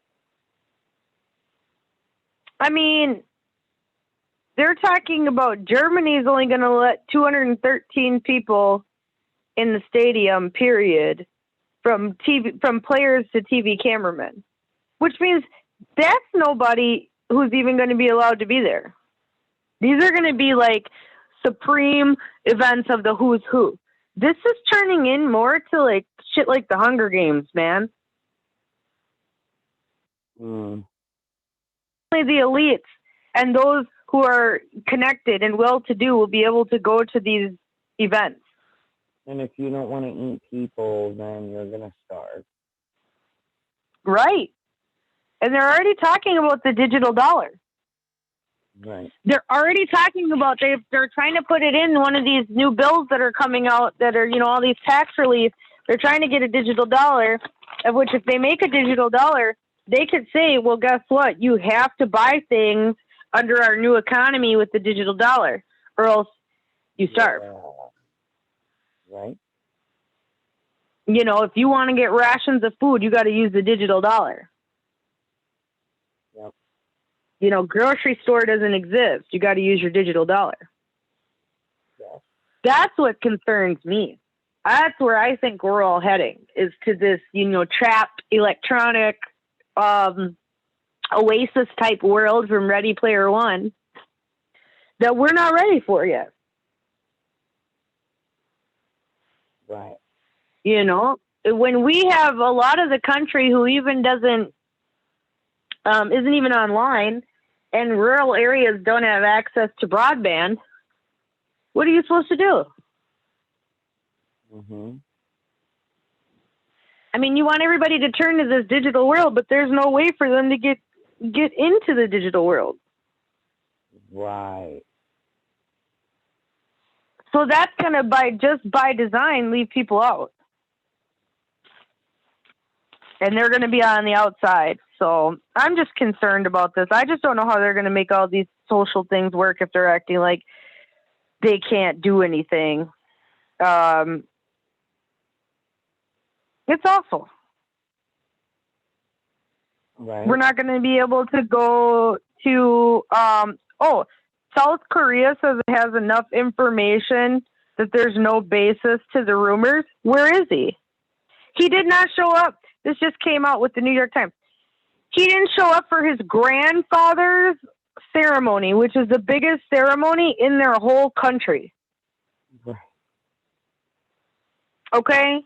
That's like the president not speaking like on the 4th of July or something, or some day that they actually like really speak. You know what I mean? Like on election day or something. It would be a really big deal. So I don't know if I believe that. I just feel like they're covering for them now because they know something's going on. Right. And then KTLA just came out. This is interesting, right? Came out 5 minutes, just about the same time. A train likely belonging to Kim Jong-un has been parked at his compound since last week, amid speculation about his health that has been caused in part by a long period out of the public eye. Where did he go? Like I said, this was his dad's biggest thing. They want to take over and then force us to do some crap too. This is all I'm concerned about. They're using this every little inch, every little crisis, every little thing to take more and more and more and more and more and more and more away. Yes. Mm-hmm. Like, it's just, we need to do something. Yeah, and we've just been letting it go. But unfortunately, we need to wrap this up because I didn't realize. Oh, yeah, absolutely. It's getting late. Yeah, no, I just want people to keep their eyes open right now and be awake. Yes, no, definitely. Because they're taking away shit every day, and we got to think about a way that we're going to come up with a plan so that we don't get everything taken away from us while we just watch for this quote unquote new normal. Listen, and they've already gotten their teeth in, and they've already gotten this far. They're not going to relinquish the fight. They're not just going to get back. Hell no. No, because everybody's playing nice and following their rules. And yeah, why would they want people to go back to the way it was? For what reason? They have too much control, too much power. They're drunk with it. They love it. And this is a serious concern. Yep. I'm just sick for everybody at this point. We got to come together and figure out things to do because this ain't it.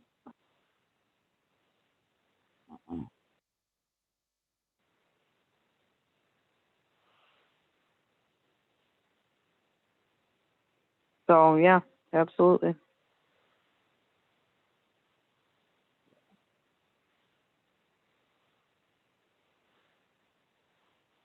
All right. Well, Fred? It has been a great show. I want to thank everybody for listening. Thank everybody for being here this evening. We get that far. How much we're going to talk about the folklore stuff. We got distracted, but we are getting to it.